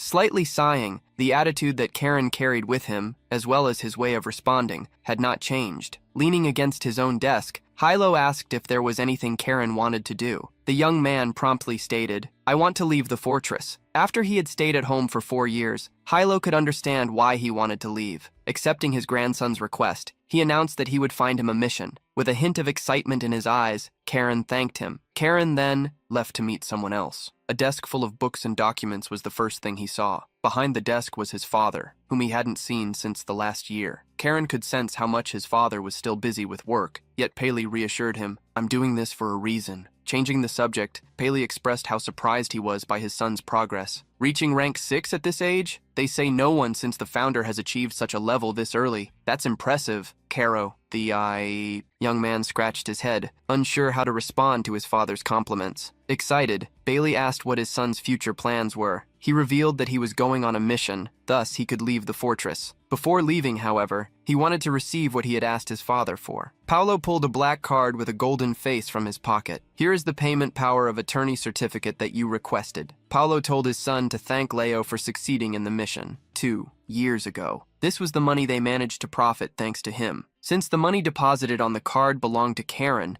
Bailey left it up to him to spend it as he wished. Still, he reminded him, "This is the result of the effort of our house and the entire barony of Belus." Laughing again, Karen thanked and agreed with his father. Karen's response had been good enough, but he still wasn't sure if his son had understood what he meant. Suddenly, someone barged into the room, crashing the door. "I apologize for interrupting this moment of father and son, but if your confinement has ended, you should have told that great uncle too." Karen was shocked to see the third elder of the family. Pale smiled awkwardly upon seeing his own uncle. Pio's uncle rushed toward Karen, placing his large muscular arm over his shoulder to embrace him. Well, when we were alone, you agreed to call me young grandfather." Releasing his nephew, the elder revealed, "I came here to deliver Karen's mission." The elders unanimously decided what mission he would receive. Karen scratched his neck, waiting for the third elder, Uric Lestern, to hand him the mission. Reading a document, Uric revealed that the mission had been a request from the south. The elders were against Karen's return to the stronghold because of all the trouble he had caused, but after all his achievements during the refinement, they began to treat him with tenderness. According to Uric, people from the south had detected monster activity in the border region between the Kingdom of Chaos and the Sacred Kingdom. Because of this, they requested that forces with good knowledge of the region's geography be sent immediately. Uric wanted to personally hand over Karen's mission because he was one of those who liked the young man the most. Uric was someone who valued strength above all. It was even surprising to believe that he was Yahello's brother, as their personalities were completely opposite. Confused by the mission, Karen questioned, "Doesn't this seem like something the elders would need a full meeting to decide? If it were a normal monster subjugation, it has been routine lately." Uric laughed upon hearing Karen's analysis. As expected, sharp as ever. This is not a common mission. Uric revealed that, as the young man had already suspected, there was a big problem. "Karen, have you ever heard the name Caria Act?" Karen was startled by the name mentioned by Uric. The reaction he displayed betrayed to the elder that he already knew about them. Karen frowned. The gentleman claimed to know that this was one of the powerful squads that had fought alongside Sir Kane, albeit confusedly. Bailey questioned, "But wasn't it recorded 50 years ago that all of them were eliminated in the Imperial Palace?" Uric agreed that this was how the story was told. However, he now revealed that Yahello had spared some of them, despite strong opposition to the idea. Thanks to this, the methods of cultivation and Imperial swordsmanship were passed down to the Imperial Guard. A drop of sweat trickled down Karen's face, imagining that more people had survived besides Caria. Uric, however, warned, "Nevertheless, Since they were all imbued with the dark mana of the Dark Emperor, they were only allowed to live hidden under the family's watch. But they had done so until Karia's traces vanished from the south some time ago. He revealed, coincidentally, that the area where Karia had disappeared was precisely the one mentioned in the mission. The Elder handed the true mission to Karen after going south and joining Leo and Ryon. Subjugate the monsters and search for Karia's traces. The protagonist nodded, already planning to do so. Additionally, he warned, be very careful not to get involved with the fanatics of the Holy Kingdom of the South. It's obvious what Karia's existence meant to them. Karen and Pale were left alone in the room, but only to return a second later asking, did you understand the mission? Karen nodded. Yes, little grandfather. A large train was traveling down the road that cut through the mountains. Inside the train, Kiran was organizing some thoughts and information. Luke's moonlight had indeed been learned from Karia. His very existence was a secret, so he couldn't mention it. The little man thought about the Holy Kingdom. He truly wished to avoid being dragged into the issues involving the fanatics, planning to hide his identity by using a mercenary disguise in Tibet. Karen reminded himself to be even more careful. Suddenly, the sword possessed by Karen alerted him. If this worries you, try using that jewel you obtained. Irritated, Karen commanded it to stop reading his thoughts. He had received, through the butler Heinrich, a gift from the head of the family. He initially thought it was just an ordinary jewel, but the sword corrected him. How can you be so dense? Pour mana into the jewel, you stupid master. Imagine the armor you want. Karen questioned why he would need to think about armor at all. With the sword's insistence, he obeyed, wondering what was so special about the jewel. As soon as Karen did as instructed, a great blue glow flooded the private room, illuminating even the train corridor. Karen was surprised to see the armor he wore. Even the sword was impressed. Is this the hut, the armor of Israel? Rollo truly values you, giving you the hut, the pinnacle of ancestral technology. Karen looked at the armor that could freely change shape and thought it was great. Concerned, however, he asked if the armor could talk just like the sword. Proudly, it declared, of course the armor cannot. Only I can do that because I am special. With the discussion between the two, the train continued its journey towards Thebes. Night was approaching as Karen arrived at the final destination of his trip. On the streets, several homeless people slept, while others ran begging for something to eat. After days of hunger, the refugees were scattered across all areas, causing concern among everyone. Karen silently observed the situation until someone called out to him. A hooded man approached, revealing his identity. Julio felt honored to see that the young lord still remembered him after so long. The two walked towards the town hall. Upon discovering that Karen would disguise himself as a mercenary, the man understood the reason, as the southern kingdoms had sealed their borders. Karen questioned why they had gone to the town hall. Shouldn't they be going to Caligo's hideout? To Karen's surprise, he discovered that Chief Grind and Lady Poina were in a business meeting. The mayor and the elf were standing in front of a map, discussing the development of certain areas. Upon entering the main room, Karen quickly remarked, I heard the mayor and a leader from the underworld were conducting business. So, it's true? With a mischievous look, he asked them, aren't these shady dealings? Stammering in surprise upon seeing Karen, the mayor was quick to assert that they were only conducting legal business. Because of the war, refugees are appearing in droves. We need many things to accommodate them, like work and even housing. Poina explained that the situation was the same for Caligo. If they are my people, I need to feed them, even if they are refugees, of course, always through legitimate business, Carlos reassured, as he couldn't care less. I honestly didn't plan to question them about this, well, unless it involves information about the southern realms. Poina understood what he meant, and pointing her finger commented, that's why you need a mercenary identification. But why are you trying to go south? You know they are at war. Karen did not respond. Instead, he cast a glance at the mayor. Green understood the look directed at him and prepared to leave. All right. I have other matters to attend to. You can speak freely. Poina then established a soundproof barrier,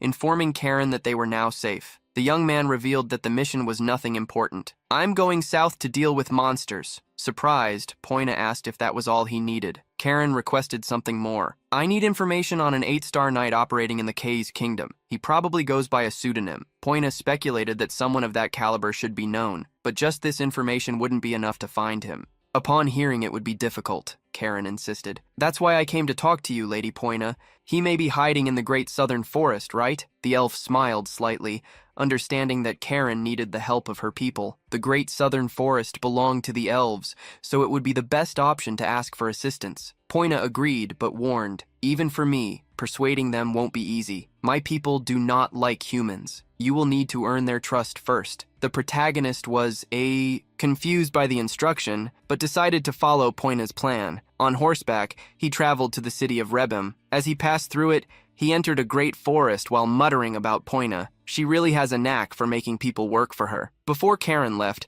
the elf had revealed that she had eliminated all the underground trade in Tabe and the surrounding areas.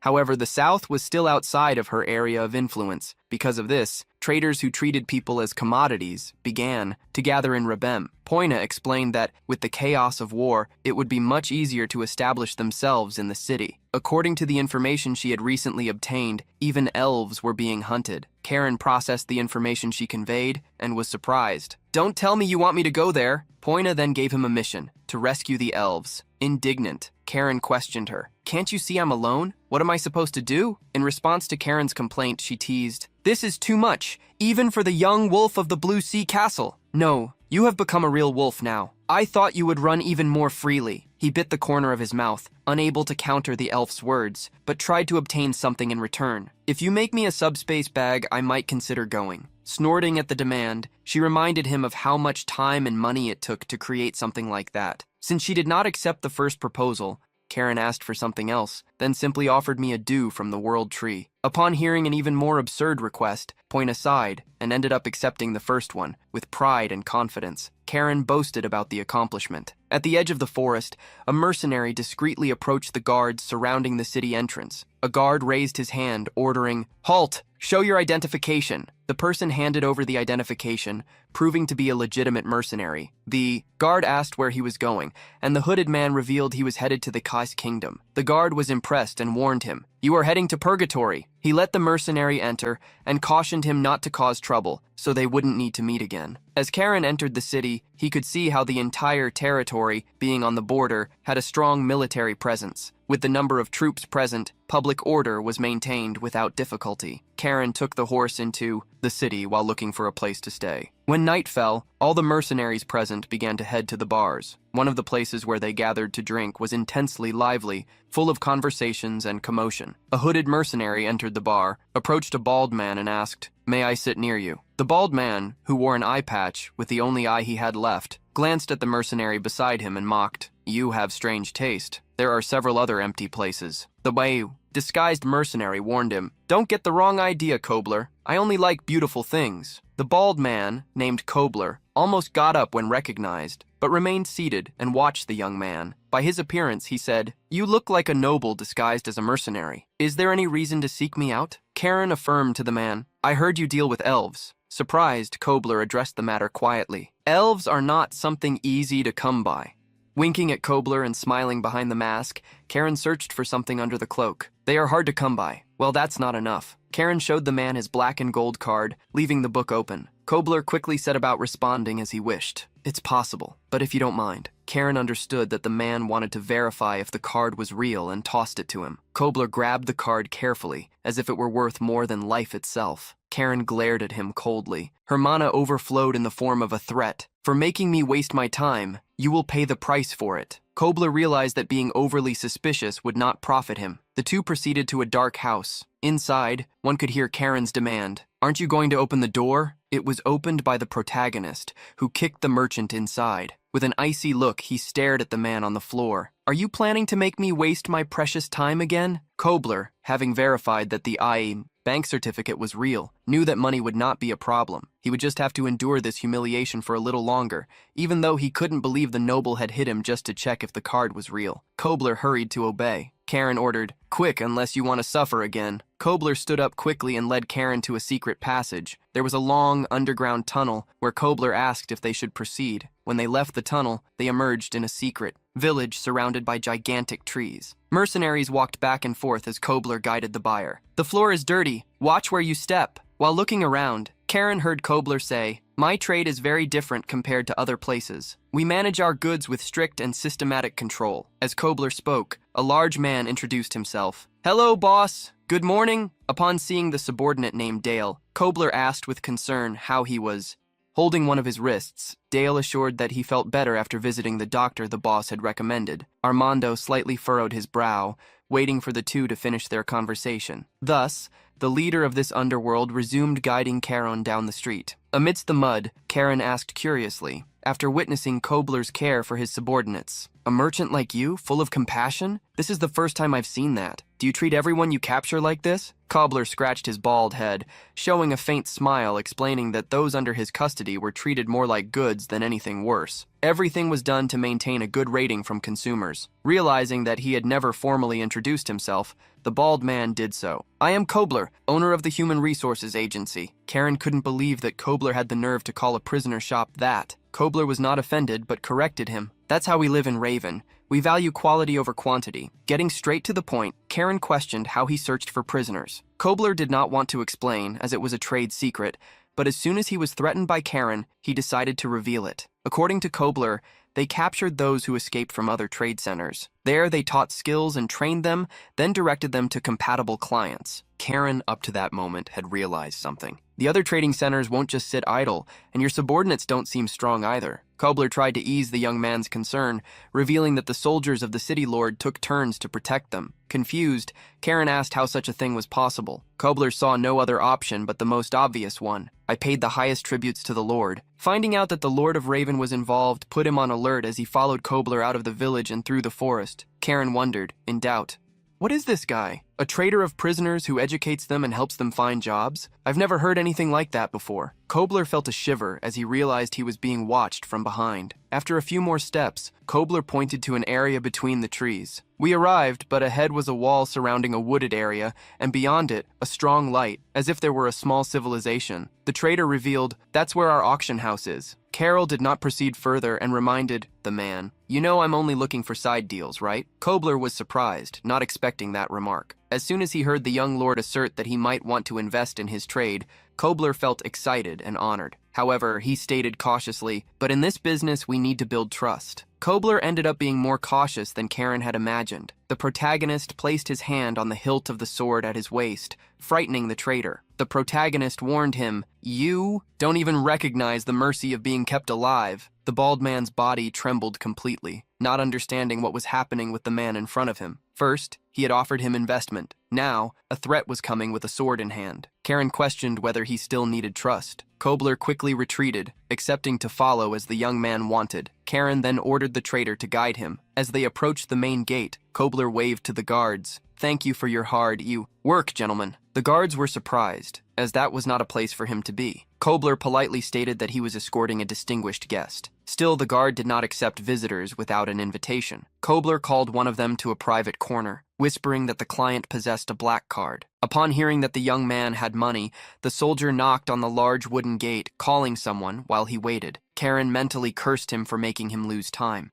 Observing the guards, Karen frowned, as they seemed different from Kobler's subordinates. They were more trained, like knights of heaven. The gates were opened, and a man in a red suit presented himself behind the mask. He looked at Karen and extended his hand. I am Noor, the person responsible for this place. May I check your card? Karen handed over the card, but warned, releasing a powerful aura. You can, but you will have to pay for making me lose time. Hearing that phrase again sent shivers down Kobler's spine. Inside the territory, there was a large auction house. Guests and nobles spread out among the boxes, wearing masks so they wouldn't be recognized, receiving cold drinks and even massages. Arriving at one of the boxes, Karen huffed, "What a damn circus!" From where he stood, he looked at the auditorium and remembered the past, Karen's previous life. As Kane later, it had been tough. From a young age, he had to fight for his survival, with a sword in one hand and shackled. He fought against several others in an arena. He looked at a young man fallen on the floor who was crying, begging to be spared. His gaze was diverted, and the one he faced asked, surprised, "Oh, are you asking me what to do?" The man in the box, surrounded by women and drinks, asked curiously, "It's not like you don't already know the answer, don't you? Do what needs to be done." The fat nobleman, who only ate and drank, laughed unpleasantly, forcing those who heard him to draw their swords against their own companions to survive. As those memories surged, a voice called out to him. It was Kobler, warning, "The auction of the item you are looking for is about to begin." They listened attentively to the man on stage announcing the next item. It is rare, captured in the south of the Great Forest. Everyone got excited upon hearing the location,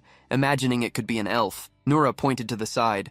When the curtains opened, a young girl with green hair and pointed ears was pushed forward by a guard. Her hair shone, standing out in the darkness. As she faced the girl, Karen felt that something was wrong. Quickly, the bids began to be shouted from the boxes. 100,000, 120,000, 150,000. A man in one of the distant boxes raised his hand. 170,000. Upon hearing the amount, Noor eagerly asked, I have 170,000. Any higher bids? A bid of 200,000 was heard by Noor, who joyfully ran across the stage, approaching the young elf. He asked, Does anyone intend to place a higher bid? Otherwise, the elf from the great forest will be sold to the last offer. Karen stepped into view, raising his hand. 500,000! Noor was startled to hear the offer. Throughout the auction house, murmurs of surprise echoed at such a ridiculous bid. The protagonist stared at the auctioneer, who fell silent for a second. Noor quickly recovered, announcing, 500,000! We have 500,000. If there are no further bids, then the great elf of the forest is sold for 500,000. Worried, Kobler asked the young lord if he truly had 500,000 in gold. Irritated, he corrected him. A payment certificate is only issued if you have at least that in your account, idiot. Changing the subject, Karen asked, Can you smuggle goods bought in here? Kobler was surprised by the question, and judging by his reaction, Karen understood that he could not. Being useless for that, Kobler explained that he had no power for such a thing. He didn't even dare. The merchant trembled in fear, asking to be left out of whatever the young man had planned. Karen, having seen a more human side of Kobler, instructed him, Think carefully about which side you want to be on, while Kobler was still trying to comprehend what the young man meant. Someone knocked on the door, entering the room with the elf. A guard, Noor, congratulated Karen on his winning bid. Congratulations on your winning bid. 500,000 in gold. Impressive. Shushing the compliments, Karen questioned how they dealt with the payment. For Noor, the ideal would be to receive cash. Of course, Karen nodded, stating he didn't like unnecessary suspicions that could be traced back. Noor assured him there was no reason for concern. To ensure no evidence of the trade is found, we will record this as a jewelry purchase worth 500,000 in gold. Scratching his head, Karen understood that the man was essentially laundering money. At that moment, Karen revealed that there was a problem. I would like to pay later. My money is in a personal vault in Tebe, so I will pay from there. You will have to follow me anyway, right? Kobler tried to intervene in the negotiation, but Noor cut him off. First, unprepared transactions, like your identity, not being verified, become even more complicated. I'm sorry, but we cannot accept your request. You won't be able to take the elf until the payment is made. Seeing that he once again faced trust issues,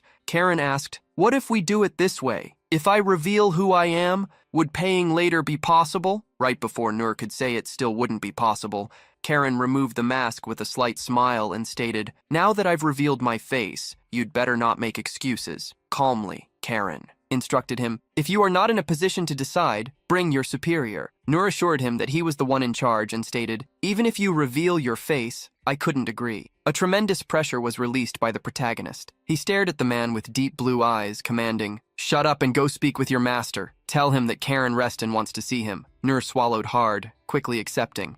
As soon as the man left the room, Karen ordered Kobler to release the elf. Kobler thought about not doing it, but as soon as he saw the irritated look on Karen's face, he quickly stood up. Chains and cuffs soon fell to the ground. The freed elf touched her sore wrists. Karen threw her a vial of red liquid. Drink this. It will heal your wounds. As she took the vial, she thanked him. Thank you, this is a good potion. Karen was surprised to hear the elf speaking the human language. I thought you might cause trouble when you were freed, but you are surprisingly calm. With a calm demeanor, the elf revealed that she felt her mother's presence coming from him. Though weak, I can also sense the aura of my benefactor. Karen imagined she was referring to the sixth prince. As for her mother's aura, it should be related to the dew of the world tree. He asked her how she had been captured. The elf recounted being ambushed while facing monsters near the southern forest. Karen was aware of the monsters that roamed that region. Besides that information, the elf also warned him that there were knights among the hunters. Karen speculated they must be the knights of Rebem. The southern kingdoms were at war and did not have extra knights for missions like this. Karen asked if she remembered the faces of the knights present, but she stated she had not seen them. The only thing she remembered was the knight's mana in question. For Karen, that was enough, revealing he had come to rescue her. Karen asked the name of the elf. She replied that her name was Neria. Nodding, he instructed her, You are not free yet, so do not act hastily. Turning to look at Kobler, Karen invited him. Let's do a job together. Confused, the merchant asked, What exactly would the job be? The words came out of Karen's mouth as if it were something simple to do. We are going to start a rebellion here in Rebem. The merchant repeated the words spoken by the young lord to himself.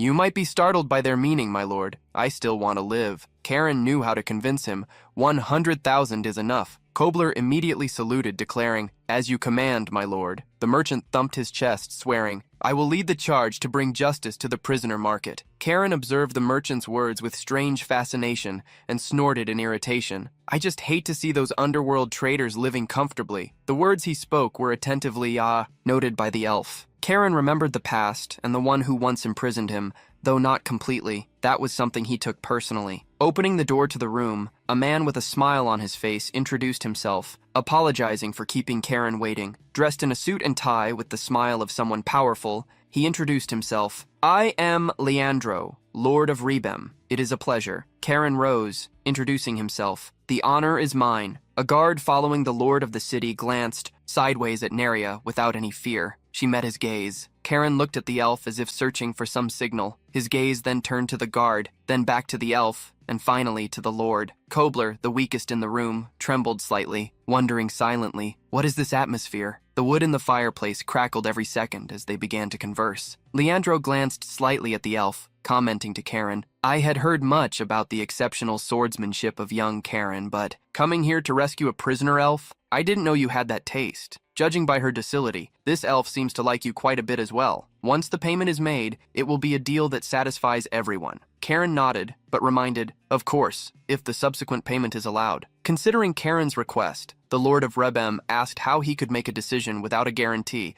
The requirement seemed more like a joke to Karen. "My family's name is not a sufficient guarantee." Lord Rebem smiled slightly. What Karen said seemed funny, but he was convinced. "We should discuss the details." As soon as Karen agreed, servants entered the room, serving drinks and snacks. Raising a glass of wine, the Lord complained, "You should have come to my castle first, receiving such hospitality." Karen expressed his regret for not having done so. Leandro quickly changed the subject. "I never expected Tiao Hai's crazy hunting dog to have such robots, a fondness for elves." Even more mischievously smiling, Karen replied, "The youngest grandson of Duke Yahello bought an elf at a slave market for a huge sum. That's not a very attractive guarantee." He tried to make Leandro believe even more in the story he had concocted. Analyzing the question, Leandro smiled with satisfaction. This meant he would now have the upper hand over a scoundrel like Karen. This was something Duke Salomon would be delighted to know. Leandro watched Karen drink calmly and asked, curious, "Aren't you worried, young Karen?" The protagonist didn't know why and asked. Leandro recalled his grandfather. "I could tell Duke Yahello what you were up to." Smiling, Karen replied, "I wouldn't allow you to threaten him, so I guess each of us keeps the other's secret. I won't reveal that you run a prisoner market." Also smiling discreetly, Leandro understood what he meant. "Very well then, since this is our first agreement, I will concede." He pointed to the knight by his side, warning that he would assign some men to accompany him to Thebe, and used an excuse for it, given the situation in heaven. "You will need an escort. Master Owen here will go with you. He is the commander of the Knights of Heaven." Leandro's trusted man nodded. Karen smiled as if approving the plan. "Sending the commander of your knights? I really appreciate it." Neria, who had until then just been watching. He felt a slight concern. The next day soon arrived. Upon reaching the castle, a carriage was prepared for Karen. Leandro was about to momentarily bid him farewell, showing unhappiness for not being able to arrange a train for him. Karen reassured him, "It won't be necessary. I like to take in the scenery." The response pleased the lord of the city. "Oh, a young man who appreciates the refinement of beauty." Leandro promised, "I'll prepare another beautiful elf for you next time." Karen kept a smile on his face, eagerly thanking him and wishing him a good trip. Leandro saw the entourage of knights depart, guarding the carriage. Neria was inside the carriage with Caron, and saw, through the window, the commander of the knights. Noticing Neria's gaze, Karen asked if that was the knight who captured her. The elf confirmed with a few words, knowing that Neria wanted, in that very moment, to tear the man to pieces. Karen requested a bit of calm. "It is not the right time yet. Just wait a little longer." Neria was surprised by the meaning of Karen's words. Without even changing his serious expression, he brought her hope.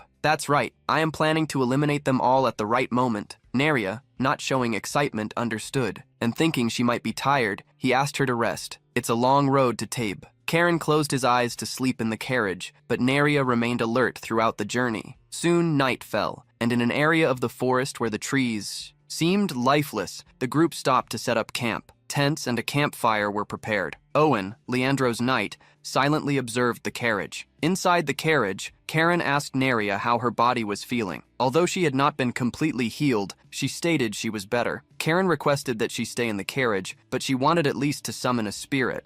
He, however, warned her, "You would only get in the way getting down from the carriage." Karen picked up a stone necklace. Well, the coordinates have been received. When Karen stood up near the campfire, Owen got up to greet him. "It seems you had a good time with the elf." Seeing the surprise and doubt on Karen's face, the knight smiled mischievously. "Well, that's what I think, considering the beauty of the elf. I was the one who captured her after all." Karen quickly changed the subject, glancing at one of the tents. "Don't you have any alcohol?" Remembering the drinks, Owen revealed that the Marquise had given them some good liquors. He bent down to grab one of the bottles from a chest. Karen asked where the other knights were, and she was told that they had gone out to check for monsters or other nearby threats. Owen, with his back turned, did not see the sarcastic look on Karen's face. "Oh, what a shame. It would be great if we could all drink together. How about you drink with me?" Instead, as Karen asked him, Owen couldn't refuse. He cheerfully accepted to join the young man, his hand lightly gripping the hilt of his sword. Karen thanked him. "Let's enjoy." In her hideout, Poina received a report and asked if it had been sent by the young wolf. Behind her, the subordinate nodded. "Yes, a report arrived last night, and now the coordinates have just come in." Seeing the location, Poina asked if it was in the Tearsfall forest. She read the report sent by Karen to herself. "Epic rescue completed. I will eliminate the Marquise's knights in the Tearsfall forest between Tabe and Reband, requesting a meeting." Karen also made another request, asking for the forces of the Kingdom of Sion to be dispatched to the Reband border via Pi, immediate response in case of a denied request. Reading the second part of the report, Poina couldn't believe it. Her worry alerted Julio, who approached asking if something was wrong. Revealing what the young master had sent, Poina passed the report to him. Julio believed that the report was in accordance with Lord Caron's plans, unaware of what else he wanted. Poina was the one who revealed to him that it would become defenseless, it would become a vacant city. Julio nearly fell backwards in surprise, as he didn't know whether to feel excited or scared. It seems that his young master is planning a full-scale raid on an empty house. Alone, Karen and Owen talked. The commander of the knights revealed how they had leveled up thanks to hunting. According to him, financial benefits also arose, although they were not as many compared to the amount Karen must earn. The protagonist asked if the man targeted elves only because of the money, and he confirmed it. Karen asked how many he had already hunted. Revealing that elves were not common, Owen said he had captured only 4. The protagonist looked at his sword, praising it. Owen boasted, stating that it had been a gift. A master blacksmith from the capital had brought it to him. Wishing to see it, Karen ordered him to draw it. The man showed it after pulling it out. After observing the sword, Karen asked how many years Owen had been using it. The blade, used for 5 years, was in good condition. Owen took good care of his treasure. He smiled confidently. "The higher your mana level, the less stress you put on your sword." Karen had another opinion. "Could it be that, in fact, you never encountered an enemy stronger than you?" Owen frowned and asked Karen about his sword. The protagonist picked it up, asking if the knight wished to see it. Far from there, Karen's father was finishing writing a large document. Tired, he prepared to rest, but received a call on the crystal ball. Unexpectedly, he was contacted by Lady Poina. She apologized due to the late hour, but warned that Karen was requesting help. Pale listened attentively. Poina informed that the request was to move the forces in the Sayadon kingdom to the borders of Laven. Pale was confused by the request. Poina warned that his son intended to start a rebellion against the Lord of Leven. Karen's father thought it was a joke, but remembered how his son really was, and asked for more explanations. Poina didn't need to explain, as it was always the same.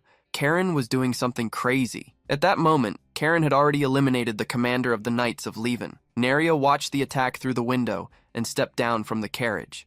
She approached in silence, but Karen warned, "It's too early to be sentimental." With a smile, he added, "The hunt has only just begun." Later, as sunrise approached, a knight tried to flee. He looked back. "Why is he attacking us? We need to warn the Marquis." Another knight crawled along the ground trying to reach a sword. However, Karen defeated him by thrusting the blade down. Looking to the side, he saw Neria using earth magic to bury the knights. He asked if she was holding back, but the elf was already growing tired. He sent her back to the camp to rest, as he would continue to pursue those who had fled. Neria smiled slightly. The thought that Karen was a good human crossed her mind. She was about to head to the camp when she noticed a presence. A man emerged from behind a tree. "What? Are you alone?" Having spent all her strength and seeing a masked man walking toward her, Neria grew worried. The man brushed off his clothes, satisfied, certain that this wouldn't take long. Neria then heard his question. "Where is Karen Rastin?" The knight who fled was overtaken by Karen. He raised his sword, trembling with fear, asking if he had sold his soul to an evil being to be so strong. The protagonist felt offended by such a question. The man lunged toward Karen, brandishing his sword,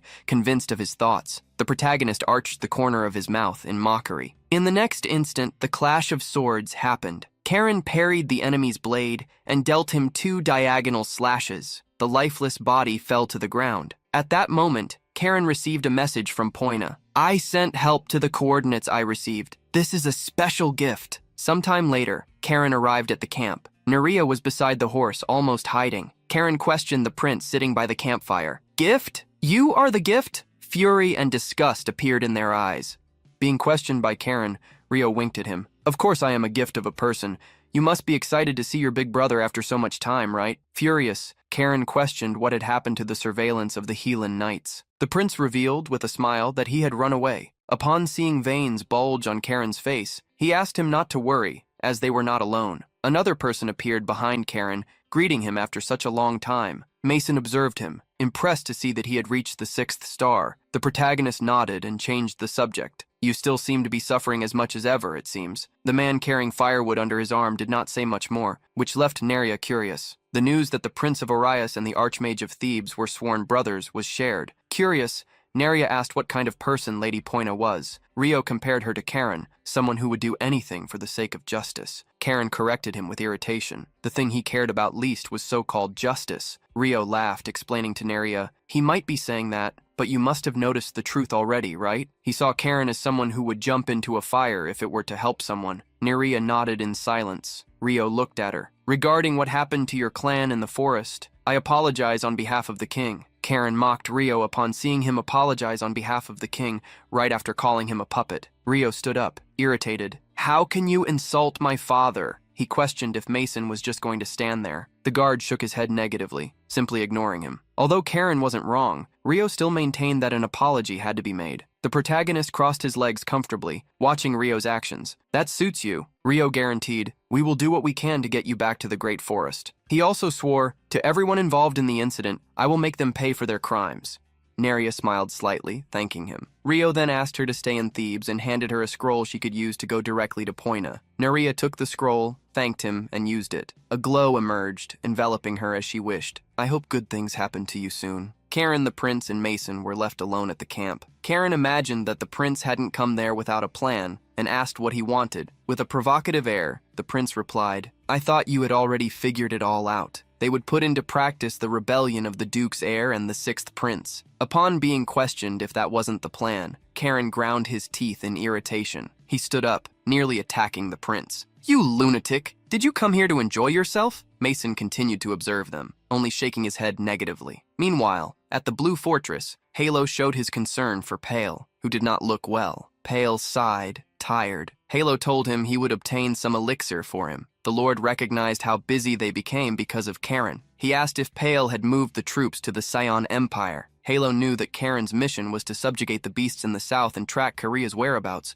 but something different was happening. Having thought that Karen would calm down after 4 years, Yahello realized he was wrong. Pale asked permission to ask something. He questioned if moving the troops from the Scion Empire wouldn't cause potential harm to the Reston family. Yahello thought for a moment and commented, "Karen has caused many incidents so far, but in the end, every problem brought benefits to the family." More than that, Yahello was revolted. He slammed the table. "Now that I know people are suffering so openly, I cannot ignore such a thing." Pale asked if he was intervening in external affairs in memory of his friend Cain. Yahello agreed and remembered. Cain wanted the slavery system to be banned from the world. "I am simply performing a cowardly act of atonement. Like a hypocrite who stained his sword with the blood of his friend, the only thing I can do." Pale remained silent, knowing that Lord Cain would certainly understand him. Yahello also stated that, thanks to Pale, the chances of the family receiving any damage were minimized. He imagined that sending the 6th prince had been Pale's idea. Rumors that the 6th prince and Karen were freeing imprisoned servants would benefit them, as well as the imperial family. Instead of calling such an act a rebellion, people would call it a liberation. Yahello praised his son, who did not accept it.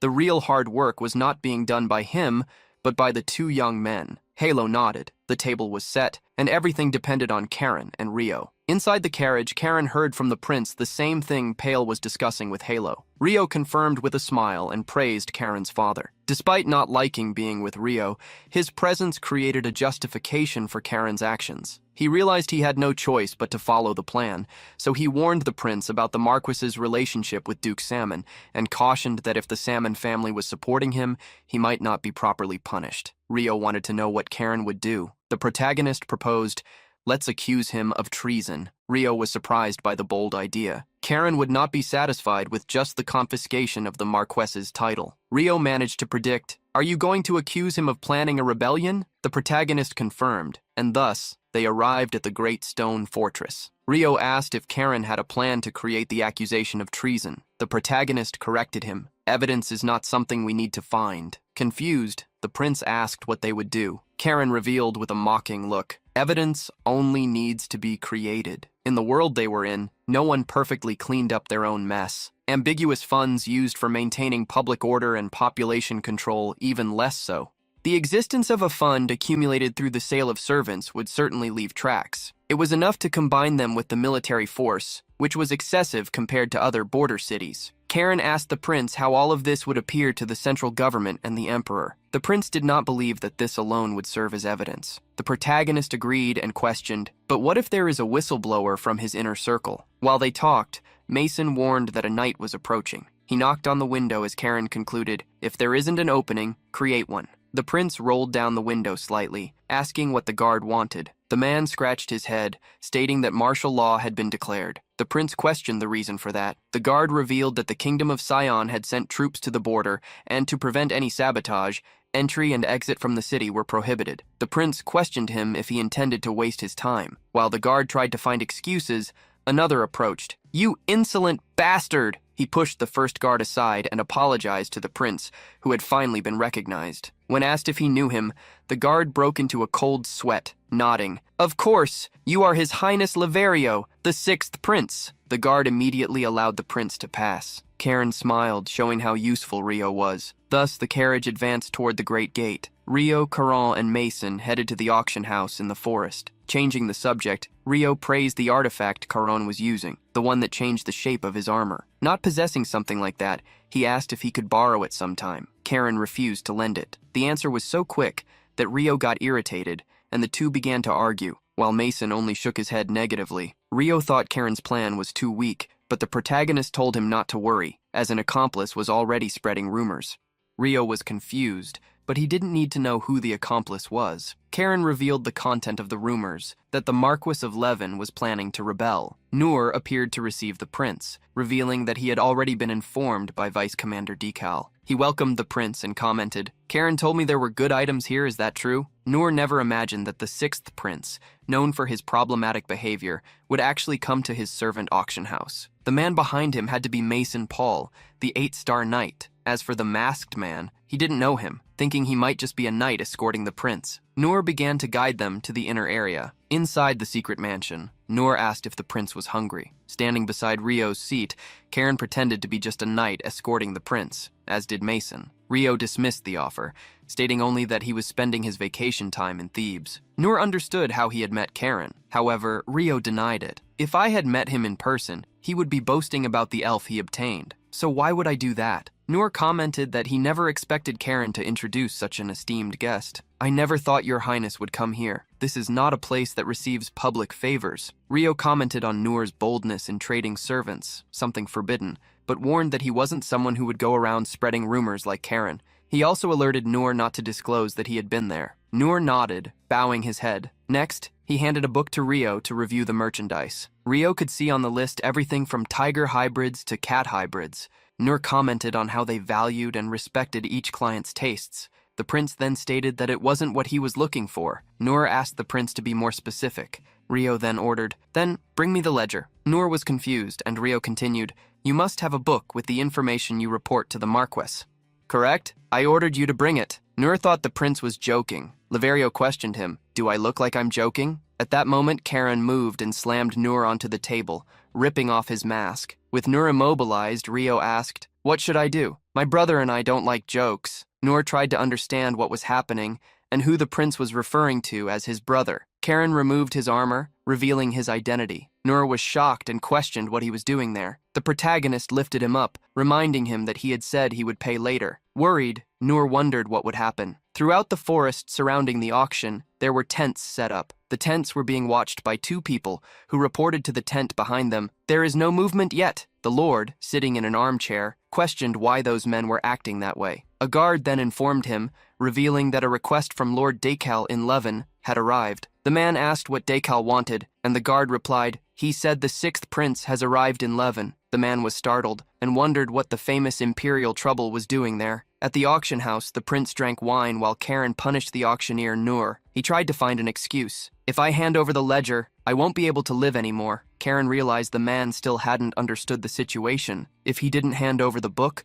the same fate would reach him anyway. Upon seeing Karen draw his sword, the man began to cry. Karen terrified him with cold eyes, reminding him that if he were punished by his hands, he would suffer until he revealed the location of the notebook. Through the communication crystal, the Lord of Leven asked a soldier if they had received any news about Owen. The man denied it and imagined he was enjoying himself in Thebes. On the other side, the Lord ordered them to give the prince a good reception. The vice commander of the guard nodded. He still couldn't believe the prince was paying a visit in the Marquis's absence, and hoped there would be no problems. The vice commander looked through the window at one of the guards in front of a door to the underground and ordered him to go down the stairs to check if everything was all right. He cursed the demi-humans, as he couldn't have peace for even a single day because of them. In the underground, Karen revealed how Noor could stay alive. Noor, however, knew he wouldn't be spared if he simply handed over the ledger. The protagonist smiled, stating that he wanted to explain how he could be saved. He also had no other options. Noor clicked his tongue and asked what he should do. Karen then declared, "You will testify that the Marquis was planning treason." Upon hearing something he never expected as a condition,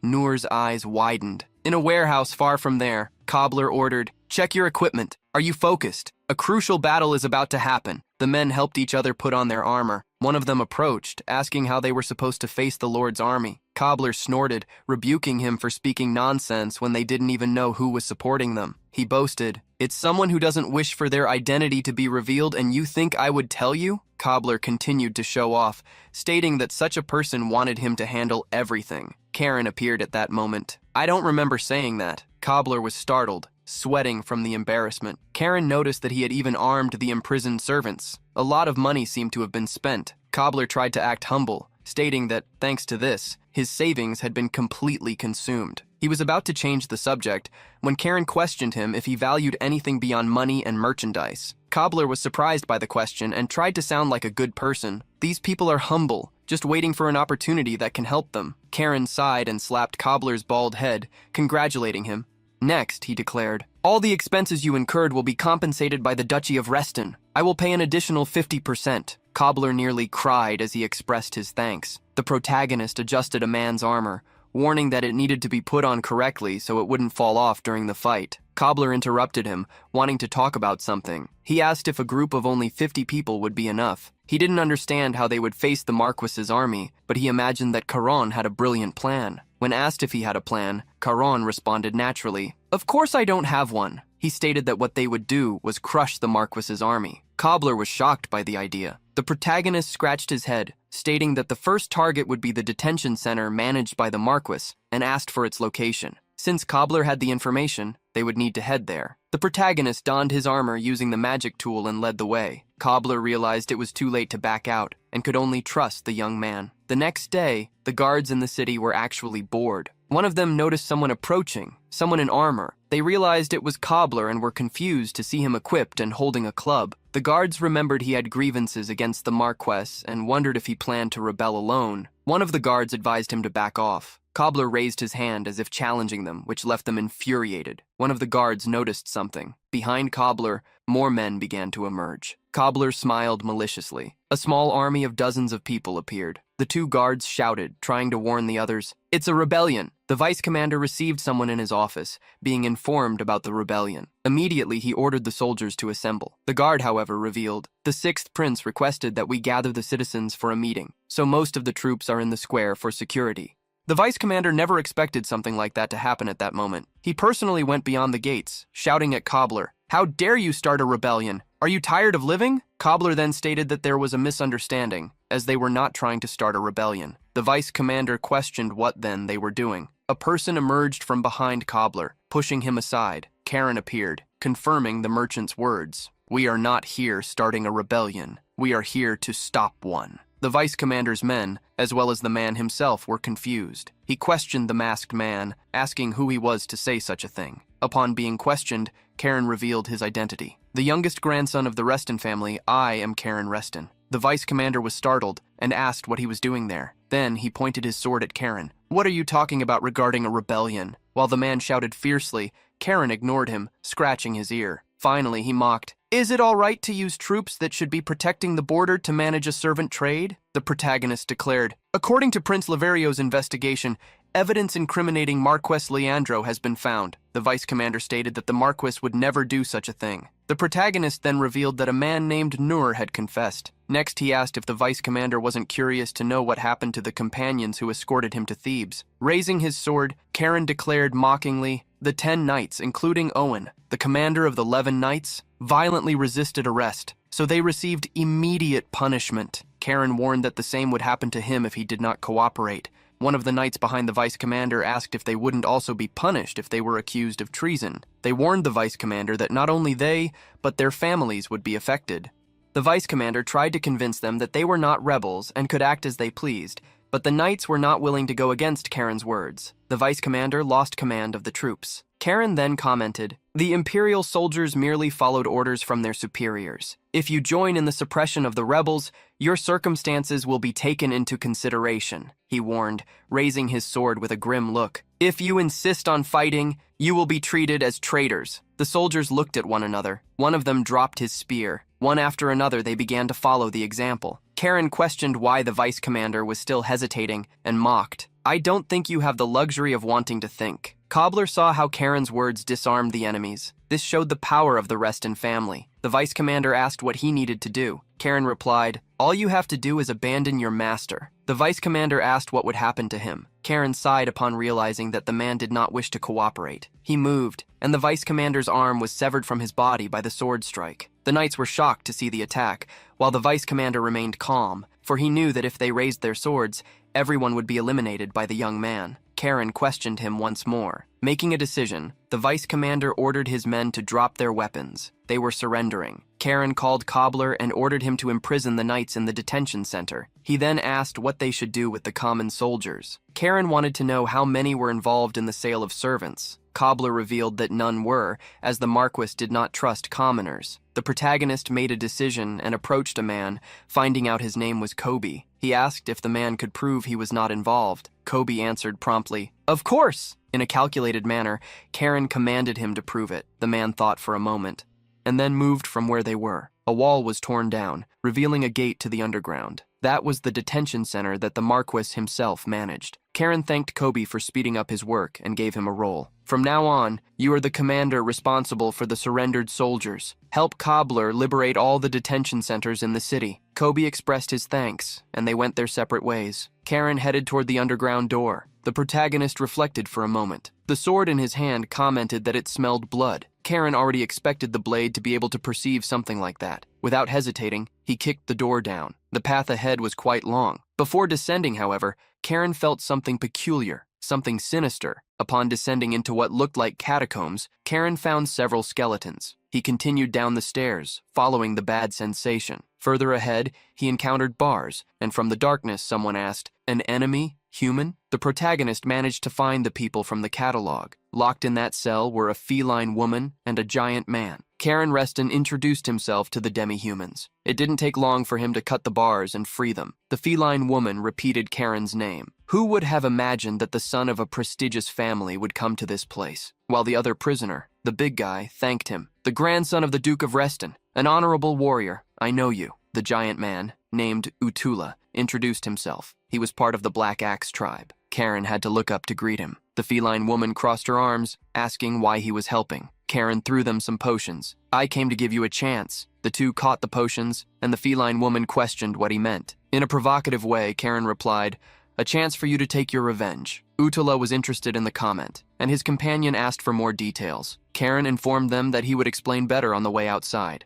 Next, he addressed Udala. The entrance is tight. Can you get out? Udala thumped his chest, guaranteeing he would find a way. Outside, Cobbler was organizing his men, not wanting to be embarrassed in front of Karen. At that moment, Karen emerged from the small door leading to the underground. Utula appeared behind him after reducing his size, something adult giants were capable of doing. He stated that he could teach this technique. Cobbler approached Karen. My lord, as ordered, we have imprisoned the knights in the detention center. Curious, he asked who the new allies were. The protagonist introduced them as reinforcements who would help liberate the detention centers. Interrupting, the feline woman asked for explanations regarding the revenge. Recalling the matter, Karen replied, how about a chance to eliminate those who captured you? The feline woman showed a clear desire to face those who had sold them. Cobbler shuddered when she glared at him and commented, this man also looks like a merchant, but since he seems to be your subordinate, Karen, I'll let it slide. The protagonist, however, stated that he wouldn't mind if Cobbler didn't make it. Terrified, the man hid behind him. After the teasing, Karen asked if they should split up. Udala and Cobbler would form one group, while Karen would go with the feline woman. Udala tucked Cobbler under his arm. Udala likes Cobbler. Handsome for a man. Karen burst out laughing, asking the giant to go easy on him. The feline woman made a request to Karen that he let her deal with one of those responsible. He asked who she wanted to face, and it was revealed, the commander of the 11 Knights. The protagonist had to frustrate her, saying that the man had already been defeated by himself. With fury in her eyes, the feline woman insisted, then tell me where he is. I still want to release my rage. The protagonist agreed and asked that she at least reveal her name. The feline woman said her name was Adina. The protagonist greeted her while being observed closely. Huffing, Adina asked if they should proceed. He questioned if she didn't need to recover first. Adina stated she was the type who did what needed to be done, even when tired. After arriving at the square, Adina asked if Karen's ally they saw was reliable. The protagonist guaranteed that he did what had to be done. In the square, Leverio was on a stage. An artifact amplified his voice. My dear citizens of the Empire, this place, Levin, the very front line of the Empire, is the most important point of all. You, who are willing to make sacrifices here, are the true patriots. The people listening to the speech did not seem to have any hope. Even the soldiers were more concerned about the citizens than the border. It was evident what kind of order dominated the city's underworld. Marquess Leandro, a nobleman like him, had no right to act that way. The prince continued, I, the 6th prince, have come to Levin with important information. Information about those who are destroying Levin, the city of patriots. He then called upon the Knight Mason and announced, I intend to introduce to you a collaborator who knows the truth. Mason called a guard who brought a man with a sack over his head, leading him to the stage. When the sack was removed from Noor's head, the prince ordered him to confess his crimes. Noor approached the voice artifact. I am Noor, the Marquess's right hand. Under his orders, I played the role of selling the prisoners he captured. There is something I discovered recently. The Marquess was planning a rebellion. The guards were revolted to see what Noor was doing. At that moment, an explosion occurred in another part of the city. Noor trembled with fear. More and more explosions began to happen. Rio needed Karen to be fast before the Marquess returned. Far from there, the Marquess had received the news. He held a large sword in his hands, stained red after venting his rage on an ordinary man. His teeth ground noisily as he cursed, Karen Reston, you bastard! The smoke was soon swept away by the winds. Around the stage, people began to comment that the Marquess was a traitor, and treason was a capital offense. One of the guards shouted at those saying such things, How dare you speak that way? The man pointed to the prince, stating that it was he who was making such accusations. The guard continued to revolt and drew his sword. How dare you frame the Marquess? At that moment, Mason questioned the man. Are you saying the prince is framing someone? The pressure exerted by Mason was followed by a powerful punch. Mason punished the knight's insolence. Leverio announced, Soldiers of Levin, if you are truly loyal to the Empire, join me in punishing the traitor, Marquess Leandro. Many of the knights looked away, feeling that it would be difficult to make a decision. Rio then ordered, Choose! Will you remain as glorious soldiers of His Majesty the Emperor and the Empire, or will you become traitors? Rio was embarrassed to be inciting that situation. One of the men around the stage raised his fist. For His Majesty, the Emperor, and the Empire. The other people looked at each other for a moment before beginning to repeat the same words. The prince was surprised by the response. Mason looked around and, seeing the reaction, smiled slightly. Meanwhile, a knight ran to Mason to warn him that Marquess Leandro had returned to Levin with his troops. Leandro marched with his men. Hundreds, thousands of knights appeared in platoons outside the walls. The prince realized that the Marquess had returned sooner than expected. Beside Mason, he understood that the situation was about to become complicated. In the meantime, a servant merchant begged for forgiveness. Karen, however, gave him his sentence. Looking around, he realized there were no enemies left. Cobbler called out to Karen and, excited, informed him that they had also completed the mission. While they were talking, they heard someone eating. They soon found Adina licking fingers stained red. Upon being stared at, she puffed out her cheeks. What a shame. Now there's no one left for me to vent my anger on. Utala and Karen smiled, while Cobbler grew frightened. The short man was pointed out by Karen, who teased, "How about taking it out on him?" Cobbler quickly changed the subject and asked what they would do next. Karen stated they were going to the square. Cobbler was worried, as there would still be many of the Marquis's soldiers there, and he believed it would be dangerous. The protagonist sighed, stating that, in truth, that should be the safest place in the Empire. There was a monster in that place, Sir Mason. Karen felt his pocket vibrate. Taking out the communication stone, he heard someone ask what had happened to the detention centers. The protagonist replied that they had liberated every last one of them. On the other side, the prince warned that, with the exception of the noble commanders, everyone had joined him. Recalling an important point, the prince revealed that the Marquess was back. Karen and the others were surprised. It had been far too fast. Cobbler was on the verge of panicking. Karen told him not to be scared. The young man even smiled maliciously, releasing a powerful aura. This was going to happen anyway. When he met with Karen, the prince asked, worried, "Do you really intend to do this?" The protagonist reminded him that this was the original plan. Rio was trembling, still not prepared, and quickly approached Mason, asking if the knight was going to stop Karen. However, Karen had already obtained Mason's permission. The discussion continued in front of one of the iron gates leading to the city entrance. Rio was still not ready. "In the history of the imperial family, I will probably be the only member of royalty who incited citizens, illegally occupied a city, and accused someone of treason." The protagonist, however, corrected him. "Wasn't your grandfather the first? He is a great man who even sold the souls of his subordinates to a demon, isn't that right?" Rio showed concern, reminding him that this story was forbidden. Looking at the army before them, the prince asked what Caron thought of the Marquis. The protagonist imagined that the best option for Leandro would be to go to the capital and declare his innocence. There was a high chance he would be found innocent. As they saw a knight approaching, Rio revealed he was curious about something. "Even if the sale of servants is illegal, aren't you going too far? Will this help the Reston family in some way?" The protagonist denied it, leading to a question about his motives. With a look of fury, Karen stated, "I simply hate the act of taking away another person's freedom." The prince observed him for a moment and remained silent. The knight who approached announced, "The Marquis wishes to meet you personally to clear up the misunderstanding." The prince replied, "Tell the Marquis that I will meet with him." When the knight departed, the prince revealed to Karen, "I also hate those who tarnish the honor of my beloved Aureus Empire." He could not accept that someone had committed forbidden acts, let alone by using troops responsible for protecting the borders. The protagonist smiled upon hearing the reason that kept the prince by his side. Thus, Karen declared, "Shall we then detain the traitors?" The prince sat in a chair, with Karen and Adina positioned on either side of him. The Marquess, followed by hundreds of troops, questioned, "I, who protect the border, conspired a rebellion? Isn't that something even a dog would despise?" The prince corrected him, "Your attitude does not seem like that of someone trying to clear up a misunderstanding." Leandro apologized to the prince but ground his teeth. "But I am being truly wronged. All I did was faithfully protect the Empire's border. I never conspired a rebellion, nor did I harbor such disloyal thoughts." The prince, however, stated that Leandro's words contrasted with what had been seen.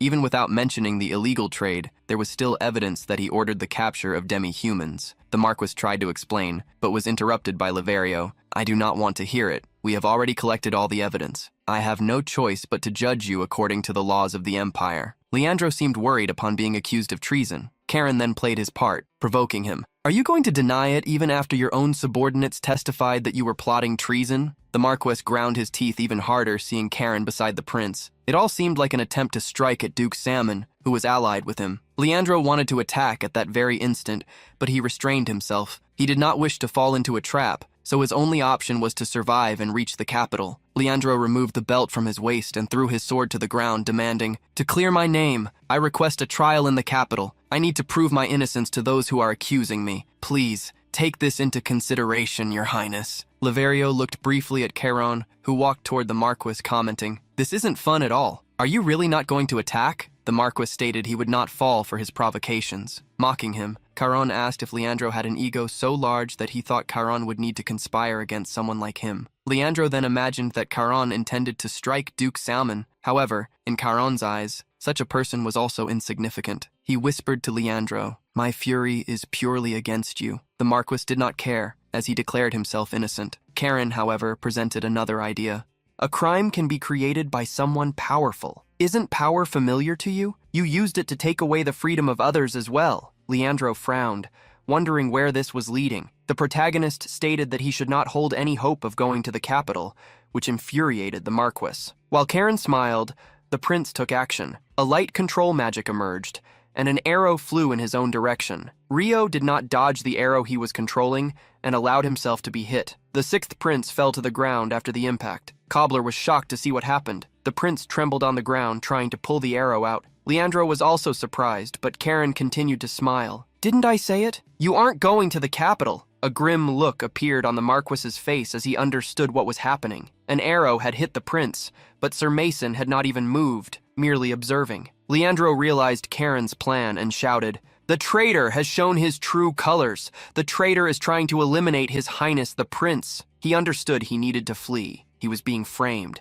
and Karen would go to the extreme of hurting the prince for it. The Marquis shouted to the army, "Raise your weapons! They intend to frame us all as traitors and eliminate us." The protagonist praised the prince's performance, something he never imagined witnessing. Next, he ordered him to go to the castle to rest, as he would take care of the rest. The prince warned Karen, "No matter how strong you are, there are 2,000 of them." Karen replied that he didn't even need Sir Mason's help. If the prince remained there, Mason would also have to stay. Going back to the castle would, in fact, be a help. The protagonist added, "I never said I was alone, right?" Utala stepped forward to help as a battle companion. Adina wished to relieve her fury. Lastly, Karen called Cobbler. He warned that the merchant would end up becoming an obstacle and should take care of the rescued people. Cobbler was relieved to hear that. Mason then called the prince to enter the walls, while Karen and the two demi-humans walked toward the Marques's army. The prince asked Mason if Karen would truly be all right. The knight guaranteed that he would. Although he didn't show it, Karen was a skilled warrior who had reached the pinnacle of the 6th star. Karen faced the knights protecting the Marquis and warned his demi-human allies, "Careful, do not enter my range, and do not dare touch the Marquis. He is mine." Immediately, he released a blue aura, reminiscent of the depths of the sea. Adina and Utala's gazes were drawn to that power. The knights blocked Karen's path, trying to prevent his approach. The protagonist did not attack immediately, but declared, "I promise you, in the name of the Duchy of Reston, those who drop their weapons and surrender will have their lives spared." For those who refused, Karen revealed the movement of his aura, which blended into the shadows around him. The prince, who had stopped before entering the castle, observed that power. Even from a distance, Marquis Leandro was impressed. He had never seen anything like it and did not imagine Karen would reach such a level. The protagonist then concluded, "Those who do not surrender will find their end today." Even with the sale of servants being prohibited by imperial law, Leandro wondered furiously why Karen went so far against fellow members of the nobility. As he asked himself that question, Karen released the energy of the tides. His gaze showed the conviction that he would not turn back. Surrounded by guards, Leandro bellowed, "What are you doing? Why aren't you stopping him?" The Lord of Leven continued to threaten the soldiers, but some of them were already wondering if their families would be affected if they protected him. Some soldiers began to drop their spears. Faced with fear and Karen's power, they realized it was not worth losing their lives. The protagonist stared at Leandro, who was still hiding. The Lord ground his teeth, cursing, "You damn worm." He ordered his most loyal soldiers, "Launch fireballs." One of them began the magic incantation, but warned, "At this distance, we will also be caught." Leandro only thought of fleeing. This is no time to think about the lives of inferior beings. Attack! The fireball was launched at Karen, who didn't even bother to dodge. The attack seemed to consume him, enveloping him completely. Cobbler and the others saw the son of fire and grew worried. The prince and Sir Mason, who were already at the top of the walls, looked back. They saw the great wave of flames and Karen's disappearance. Rio became worried and thought about running to the battlefield. Mason told him to stop, surprisingly. Rio didn't understand Mason's actions, so the knight revealed, "Karen does not need help. Watch carefully the fight he is about to display." Amidst Mason's words,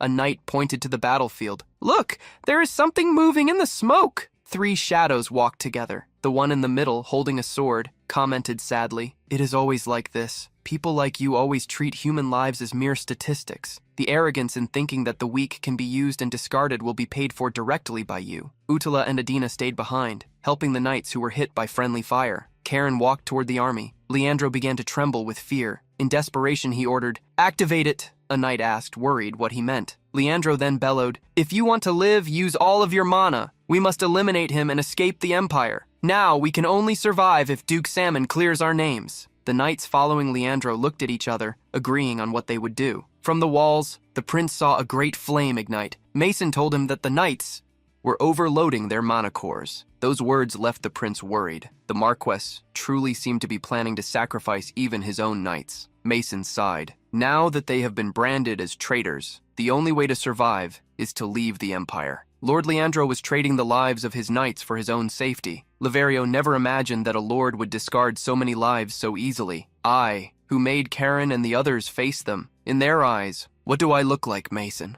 Faced with the prince's concerns, Mason placed a hand on his shoulder, reassuring him. History will judge whether today's actions were for the greater good or for the personal desire of those who survive. Several knights charged at Karen, lunging in his direction. The protagonist clicked his tongue in pity. He pointed his sword downward, reminding them, "I already said clearly, if you interfere, you will be eliminated immediately." The sword touched the ground, and an energy flashed in Karen's eyes. The fifth form of the Harang sword was activated, and a high tide of energy overflowed. The knights began to walk through dark waters, as if the sea had spilled onto the battlefield. Karen welcomed them. "Welcome to my sea worms who do not deserve the title of knight." The men under Leandro's command saw the water rise. Furious currents began to envelop them. The force of the water was violent and sharp. The arm of one of the knights was left behind by the waters, while the rest of his body was swallowed up. In front of Leandro, each of his lackeys fell, piece by piece. The lord stood agape and bellowed, trying to demand something. "Why go this far, Karen Reston?" The protagonist placed the sword over his shoulder, acting with contempt. "Isn't it obvious? Because I want to." Leandro could not contain himself. "Explain your reason like a true nobleman. Are you not attacking me for political reasons?" The protagonist smiled, reminding him that he had already said he had no interest in that. He walked toward Leandro, causing the knights beside the lord to retreat, gripped by fear. A wild and predatory look appeared on his face as he looked down at Leandro. "I hate people like you. Just looking at you makes me want to vomit." The words echoed across the battlefield, heard even by the prince and Mason. The knight observed the young man. Initially, he thought Karen was at the 6-star level, but he seemed to be beyond that. His growth rate was at a level never seen before. Perhaps he had already reached the 8th star. Reaching the 9th would only be a matter of time. The only problem Mason saw was the impossibility of controlling Karen. Prince Rio did not want to hear about that. He only cared about praising Karen's power. As the prince himself headed to the battlefield, Mason, behind him, stared at Karen as a possible future threat to the Empire. He wondered if he would remain loyal to the prince, or if, as he was demonstrating, he would become a disaster capable of devouring the world. Karen walked toward Leandro and his men once more, releasing the energy of the deep sea. "Shall we continue?" Against that piercing gaze, Leandro stammered. Mason stopped the prince, advising him not to approach Karen, as the sea he carried would swallow everything around him. The knight warned, "If that day ever comes, even you will be no exception, your highness." Rio heard the knight's advice, and his gaze turned melancholy. In the end, he gave his answer. "Even better than me. Everyone around me becomes unhappy, but Karen, at least, doesn't seem like he will be unhappy because of me. Maybe that's why. Somehow I can't just stand still." The prince approached the walls and shouted, "Citizens of Levin, please listen!" Everyone looked toward the top of the walls. While the battle still continued, with Leandro's men advancing and being eliminated, the prince announced, "Those of you who were captured by the Marquess and liberated, listen as well. If you truly wish to regain real freedom, let us join forces and fight against the oppressor. Even without the splendid equipment of a knight, even without a great family name to be proud of, if you want true freedom that will not be taken away again, do not leave your fate in someone else's hands." Karen was already advancing through the battlefield, clearing a path. His blunt and sharp strikes eliminated enemies with every step, every swing of his sword. After catching his breath for a second, Prince Rio bellowed again, "Your souls belong to you!" Cobbler and his men, the giant Uttala, and even the tiger woman Adina heard those words and took them to heart. The slaves, those who suffered the most, were the ones most impacted by the prince's words. They, along with those who had gained new hope, looked at one another, and their decision was reflected in each of their gazes. One after another, they raised their swords, their bare hands, and roared with all their breath, "Let's fight!" An entire people rose up thanks to the prince's words. Mason observed Rio's actions. Even though most of the forces had been neutralized by Karen, Rio had planted the seed of opposing an army with just a few words. Another talent capable of swallowing everything around him had emerged. The prince became so excited by the cheering that he shouted, "Should we go straight to Deka's palace?" Mason restrained him. If he did that, he truly would be committing treason. Karen, leading the fight, charged against several knights at once. Facing a union of swords, he spun his own, cutting down the first enemy. The second came immediately after, receiving a thrust. As for the last one, it didn't take long for him to meet his end at the hands of the young man from the Reston family. Leandro hid behind one of his last personal knights. He ordered the man to advance to stop Karen. The man, however, could not advance because of fear. Karen ordered him, releasing the power of the sea, "Get out of the way and don't be a nuisance." Finally, Leandro's personal guards were eliminated, and Karen reached him. The protagonist brought his sword close to the Marquis and whispered with a smile, "This is the price for filling yourself with the misery of others." Before Karen could eliminate him,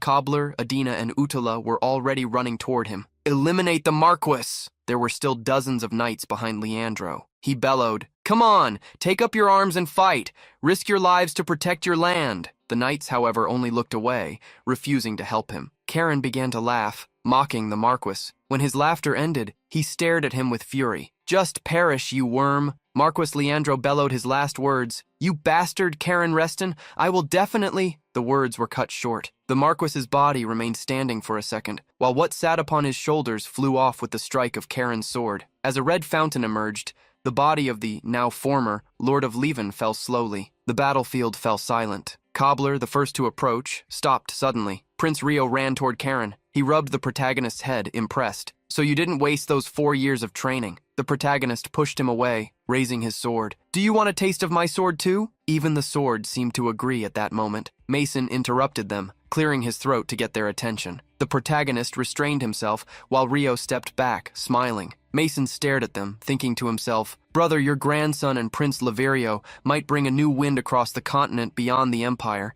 These are the people they will become." In his past life, one day while resting with Yahello in a breezy field, Kane commented, "When we grow older, if we join forces, can we take the slaves out of this world? That way, everyone could be free." Snorting, Yahello corrected him. "It's called abolishing slavery, you idiot." Irritated, Kane ground his teeth. "As long as you understand, it's fine. Do you think I grew up learning to use the right words?" Yahello stood up from the ground, brushed the grass off his armor, and replied, "A world where everyone can live by their own will. If we could live like that, we would be happy, right? Because we wouldn't be tied to anything." "Yes, let's do it." Kane observed him and stood up as well. Confused by his friend, Yahello questioned, "But why do you think you'll stay as captain to get that done?" "I'm the one who will take that position." As the two bickered, time passed. Now, decades later, Yahello was in his office, receiving the notification that Karen had defeated the Marquis. The butler Heinrich confirmed the information. Yahello then ordered, "Quickly send all the necessary resources to stabilize Leven." Faced with his grandson's actions, Yahello remembered his old friend Kane. Karen, today, walked alongside the prince, being cheered with confetti and roses being thrown over him, something he detested. Meanwhile, Yahello made a wish. "Friend Kane, may the path my grandson is walking bring you some comfort as well." Cobbler said it was a shame that Karen was leaving so early. However, the smile on his face revealed his relief. Hearing the young lord's thoughts, Cobbler quickly insisted that he was sad, but Karen warned him that his crimes would not be erased just because he flattered him. There were countless people gathered around the two of them. Cobbler pointed at them, showing that the sadness over Karen's departure would be great. A young girl ran toward Karen. In her hands was a flower crown, a gift she had made herself. The protagonist was surprised. With a smile missing one tooth, the little girl asked if she could place the flower crown on him. The protagonist knelt down, allowing her to crown him. After thanking her for the gift, Karen asked the girl's name, Leah. Giving her a gentle pat on the head, he said that he would return to visit them one day. When Leah returned to her mother, the protagonist spoke to Cobbler. "Expand the amount of human power appropriately." Cobbler was confused by the suggestion, which continued, "If necessary, use my name and ask my father for help, but do so carefully." Surprised by Karen's assistance, Cobbler bowed. "Thank you very much, my lord." Not everything was sunshine and flowers, however. Karen added, "If you fail, you may end up hanging from the walls of Cheonghae Fortress." Before the protagonist departed, Adina approached him, wanting to give him something. He received a small horn bugle. To Adina, it was the sacred horn of the tiger tribe, a symbol of an oath. However, the item had been stolen by the former lord. As a farewell, Adina made an invitation. If you come to the great eastern forest someday and blow this, the tiger tribe will come to repay your kindness. The protagonist asked why she was giving it to him. Turning her back, she replied, "Because you are my benefactor." Transforming into a great tiger, Adina declared that her tribe never failed to repay a favor. Impressed, everyone watched her quickly disappear into the forest. Karen was still standing there with his mouth open when Utala beside him commented, "The tiger tribe is truly amazing." Remembering the giant, the protagonist asked where he intended to go. Utala pounded his chest. "Great warrior, Karen Reston. I want to join you." With an expression that reflected countless conflicting emotions, the protagonist wondered why everyone kept becoming attached to him. Far away, a prince who shared the same feelings as the giant felt an itch in his ear, as if someone were talking about him. Karen did not reject Utala's wish and took him along. At a camp protected by wooden walls, several men stood watch. One of them approached his fellow guard on duty. "The monsters won't run away just because you keep staring at the forest like that. Take it easy." The more vigilant warrior emphasized that they needed to do so in order to protect the village. He frowned when he noticed something in the forest. When he focused his gaze, a hellhound emerged from the shadows. The guard drew his bow and prepared an arrow, but behind the monster, a human appeared and struck the creature down with his sword. Someone inside the camp asked the guards on watch what was happening. One of the men pointed outside, informing him that knights were defeating a hellhound. The leader of the watch climbed onto the wall and shouted to the strangers, "Identify yourselves!" The pair replied that they were merely traveling and asked if they could spend the night in the camp, offering money for lodging. After thinking for a few moments, the man allowed the pair to enter. It did not take long for the sun to rise. It was still early morning, but many people were already walking through the streets, beginning their daily routines. The hooded pair followed the camp's guide. They were asked whether they were knights of the kingdom of Kias, and they nodded. However, the man found it strange. "If you were knights of Kias, you wouldn't treat us so politely, nor would they even come to a village like ours." As they walked, the village guide, Kirak, ran into an acquaintance, Komang, and greeted him. After exchanging a few words, the young Komang explained that he needed to take care of some matters and ran off down another street. Before he left, Kirak warned him, "If you leave the village again, you'll be in trouble." Watching the young man walk away, he sighed, hoping that Komang would listen to him this time. As they continued through the village, Kirak explained to the two guests who the young man was. Komang was the son of Mr. and Mrs. Smith, the craftsman, and was also a well-known troublemaker. One of the hooded men remarked that it was nice to see a young man running around so cheerfully. Kirak agreed, but commented that Komang sometimes caused trouble. A woman baking bread spotted Kirak and offered him a loaf to satisfy his hunger. Known by everyone, Kirak thanked Mrs. Dorothy. Curious, one of the hooded men also tried some of the bread and asked Kirak whether he had been born in the village. The man shook his head, explaining that Usla village had been founded by refugees. Knowing everyone was surprising, but Kirak believed it happened because they all helped one another. After bidding farewell to the pair, Kirak informed them that he needed to visit Mr. Smith's shop and wished them a good rest. One of the men thanked him, and the two parted ways. Throughout the day, while resting, one member of the pair confirmed that the village was safe, although monsters could attack at any moment. The other did not like how calmly his companion spoke about such things. However, all 6 villages they had visited had already been reduced to ruins. What troubled the female knight the most was that they had not found a single human body in any of those villages.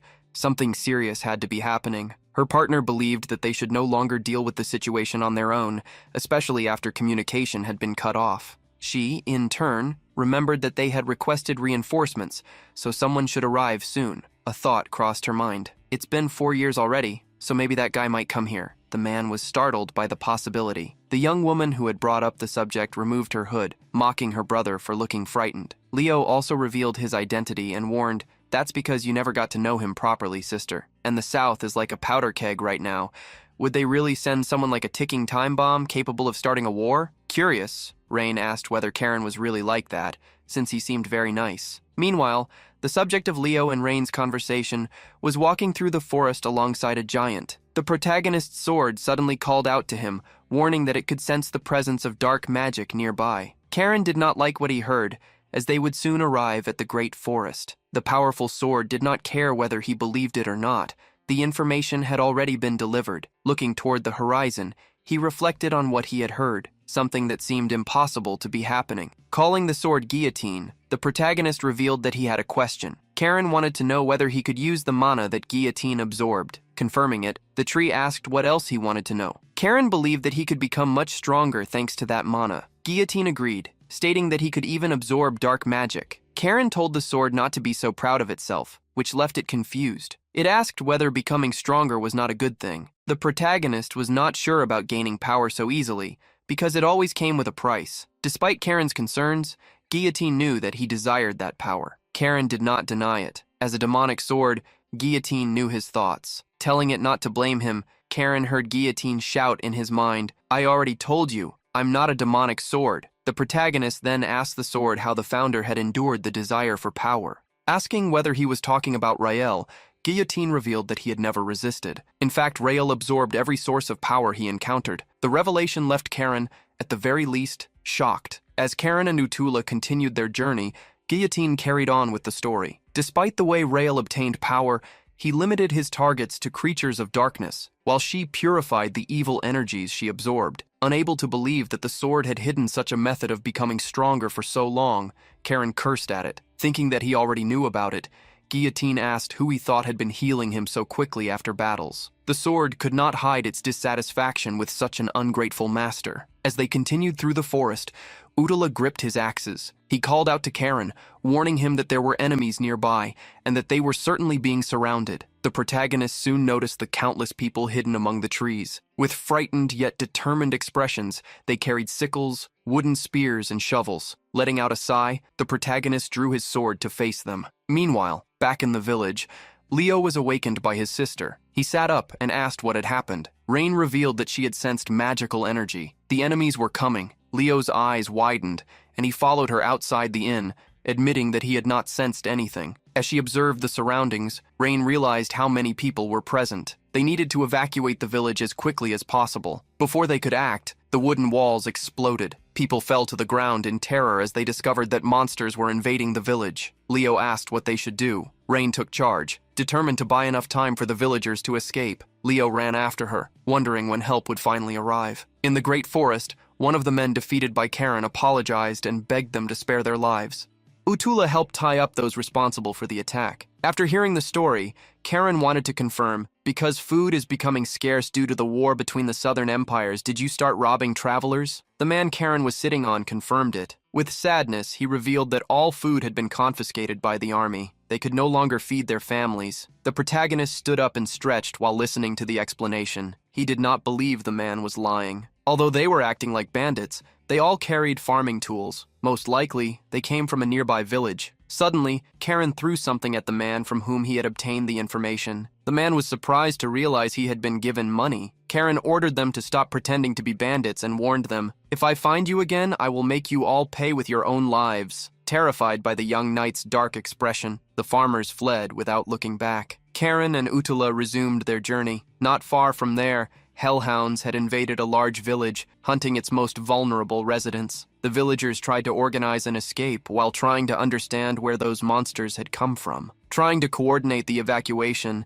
Kirak wondered why this was happening to the village. Looking around, he saw a familiar face, the woman who had taken him in when he arrived there. Even though he was a deserter, she had never cared about his status, reminding everyone that they were also people running from something. Kirak was treated by her and the other villagers as a hero, as he had saved the village several times. The memory of his companions made him smile. Once, he had even heard a compliment, "You look much more handsome when you smile." Now, however, that smile had been replaced by overwhelming fury. Wielding his sword against the hellhounds, he swore to exterminate every creature that dared to those he considered his family, even if it cost him his life. Kirak fought with all his strength, but his perception failed to detect one of the hounds, which leapt toward his back. He was saved by a knight who struck the beast down with a single sword blow. Leo shouted at the man, "Don't fight without a purpose! There are still many people who need to be protected." Hearing that, Kirak remembered Komang. The boy must be hiding somewhere. Leo stated that they would take care of the village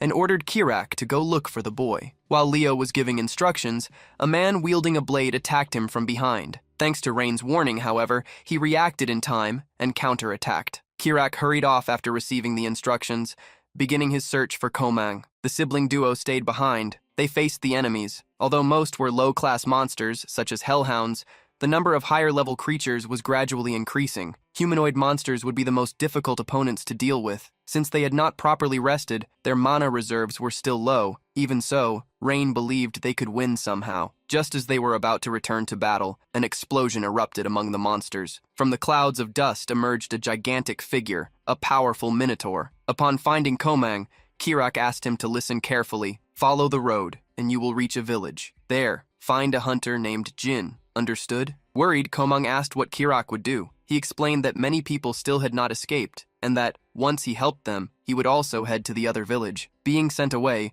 Komang asked Kirak to be careful and make sure he would be okay. The two separated. Kirak returned to the village, hoping Komang would manage to survive. However, just a few seconds later, he heard the boy scream. When he ran to the location, he saw a giant holding Komang up in the air. Among the trees, the large man apologized for having frightened him. Karen appeared from behind a bush and asked Kirak what had happened to the village. Startled, the man confirmed that monsters were attacking the place. Kirak revealed that 2 knights were fighting the creatures, but the number of enemies was overwhelming. Karen asked if he knew the names of those knights. After thinking for a few moments, Kirak replied that one of them was named Leo. The protagonist smiled upon hearing that. He had finally found who he was looking for. Inside the village, the enormous bone-headed minotaur stared at the pair of knights. Hellhounds and humanoid creatures of darkness spread around them, quickly closing the encirclement. Seeing no way to escape, Leo asked his sister what they should do. Rain also had no answer. All she could think about was their mistake in not resting to recover their mana. The only option that came to her mind was to overload their own mana cores. Leo gritted his teeth. Sweat and tears ran down his face as he made a decision. Stepping in front of his sister, he declared,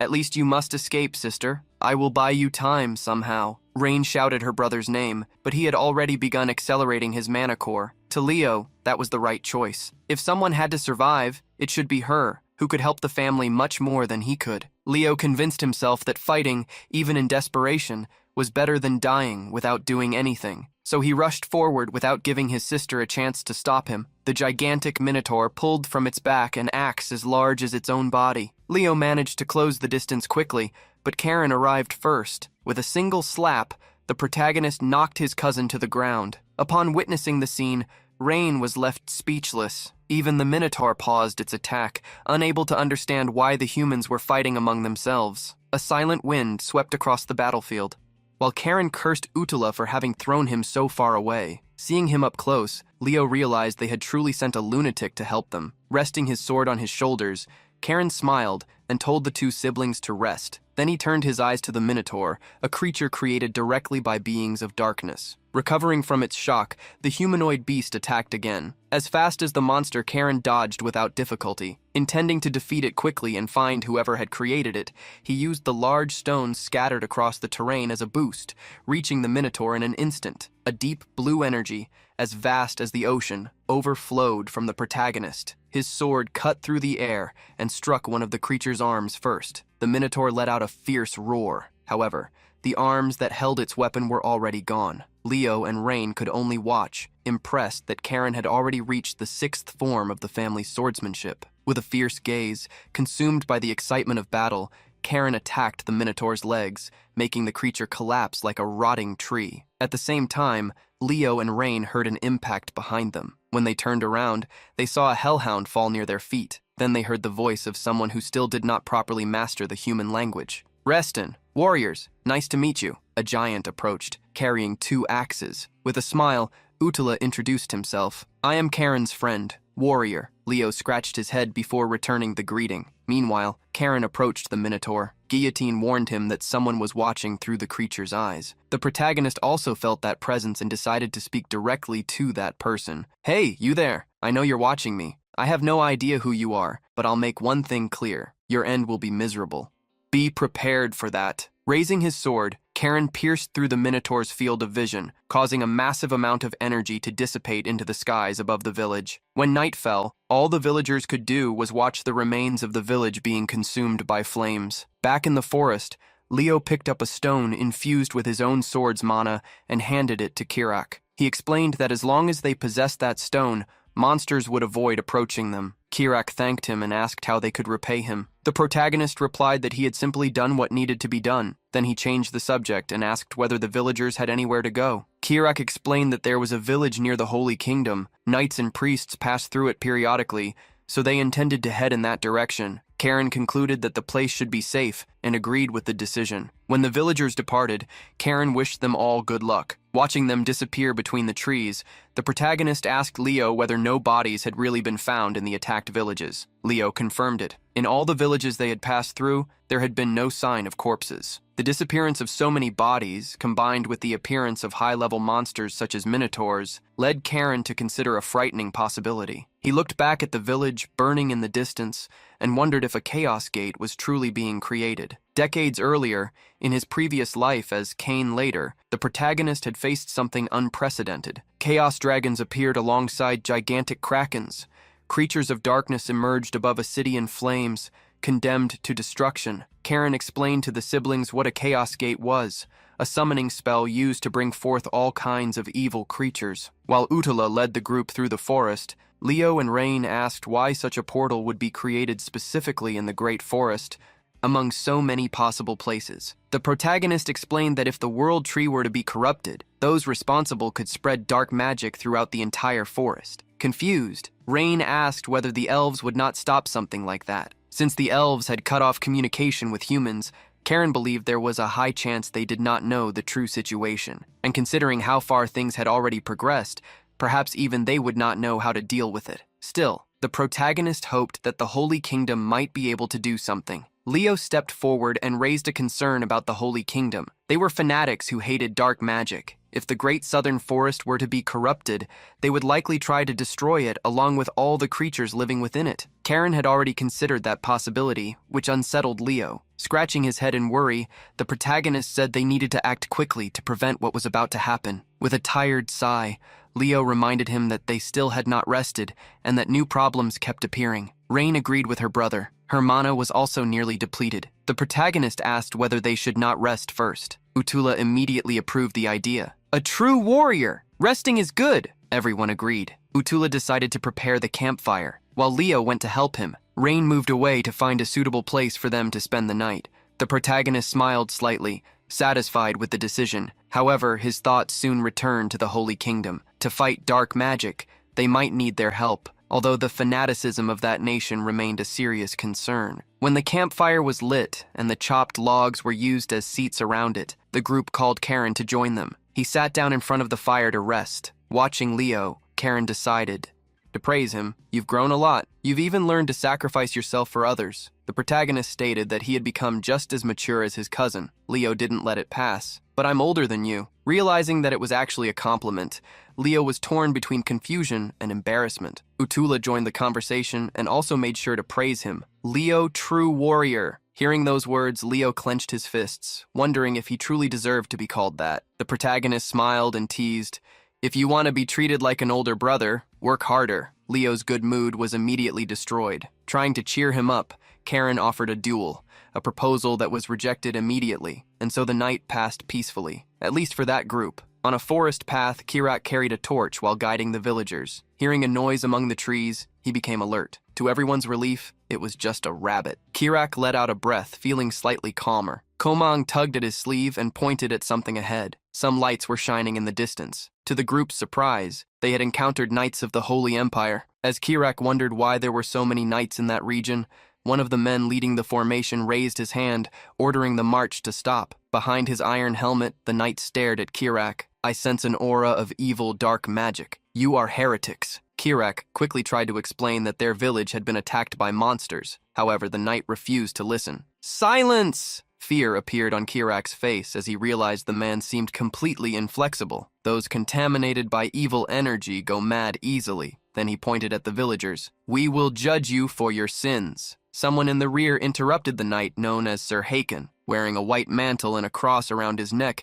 the newcomer stated that he wished to talk directly with the villagers, as everything might turn out to be nothing more than a misunderstanding. Kirak swallowed hard, hoping the situation would be resolved. In the following minutes, priests used healing magic to treat the injured. Kirak thanked the man, who replied that they were only doing their duty. The villager looked around and found everything strange. Even though they were near the border, they were still within the territory of the kingdom of Kias. And yet, there was a Holy Kingdom military force there far too large to be just a humanitarian mission. The man with long white hair removed his hood and walked toward Kirak. He said he had a question. Remembering that Kirak had mentioned the monster attack on the village, he asked how the survivors had managed to escape. The villager saw no reason to hide the truth, and explained that some knights had been visiting the village when everything happened, and that they had helped them. Upon hearing this, the priest cast a dark glance at his own arm. Then he asked whether the mana present there belonged to one of those knights. Kirak was surprised by the man's ability to sense something so specific. Before he could react,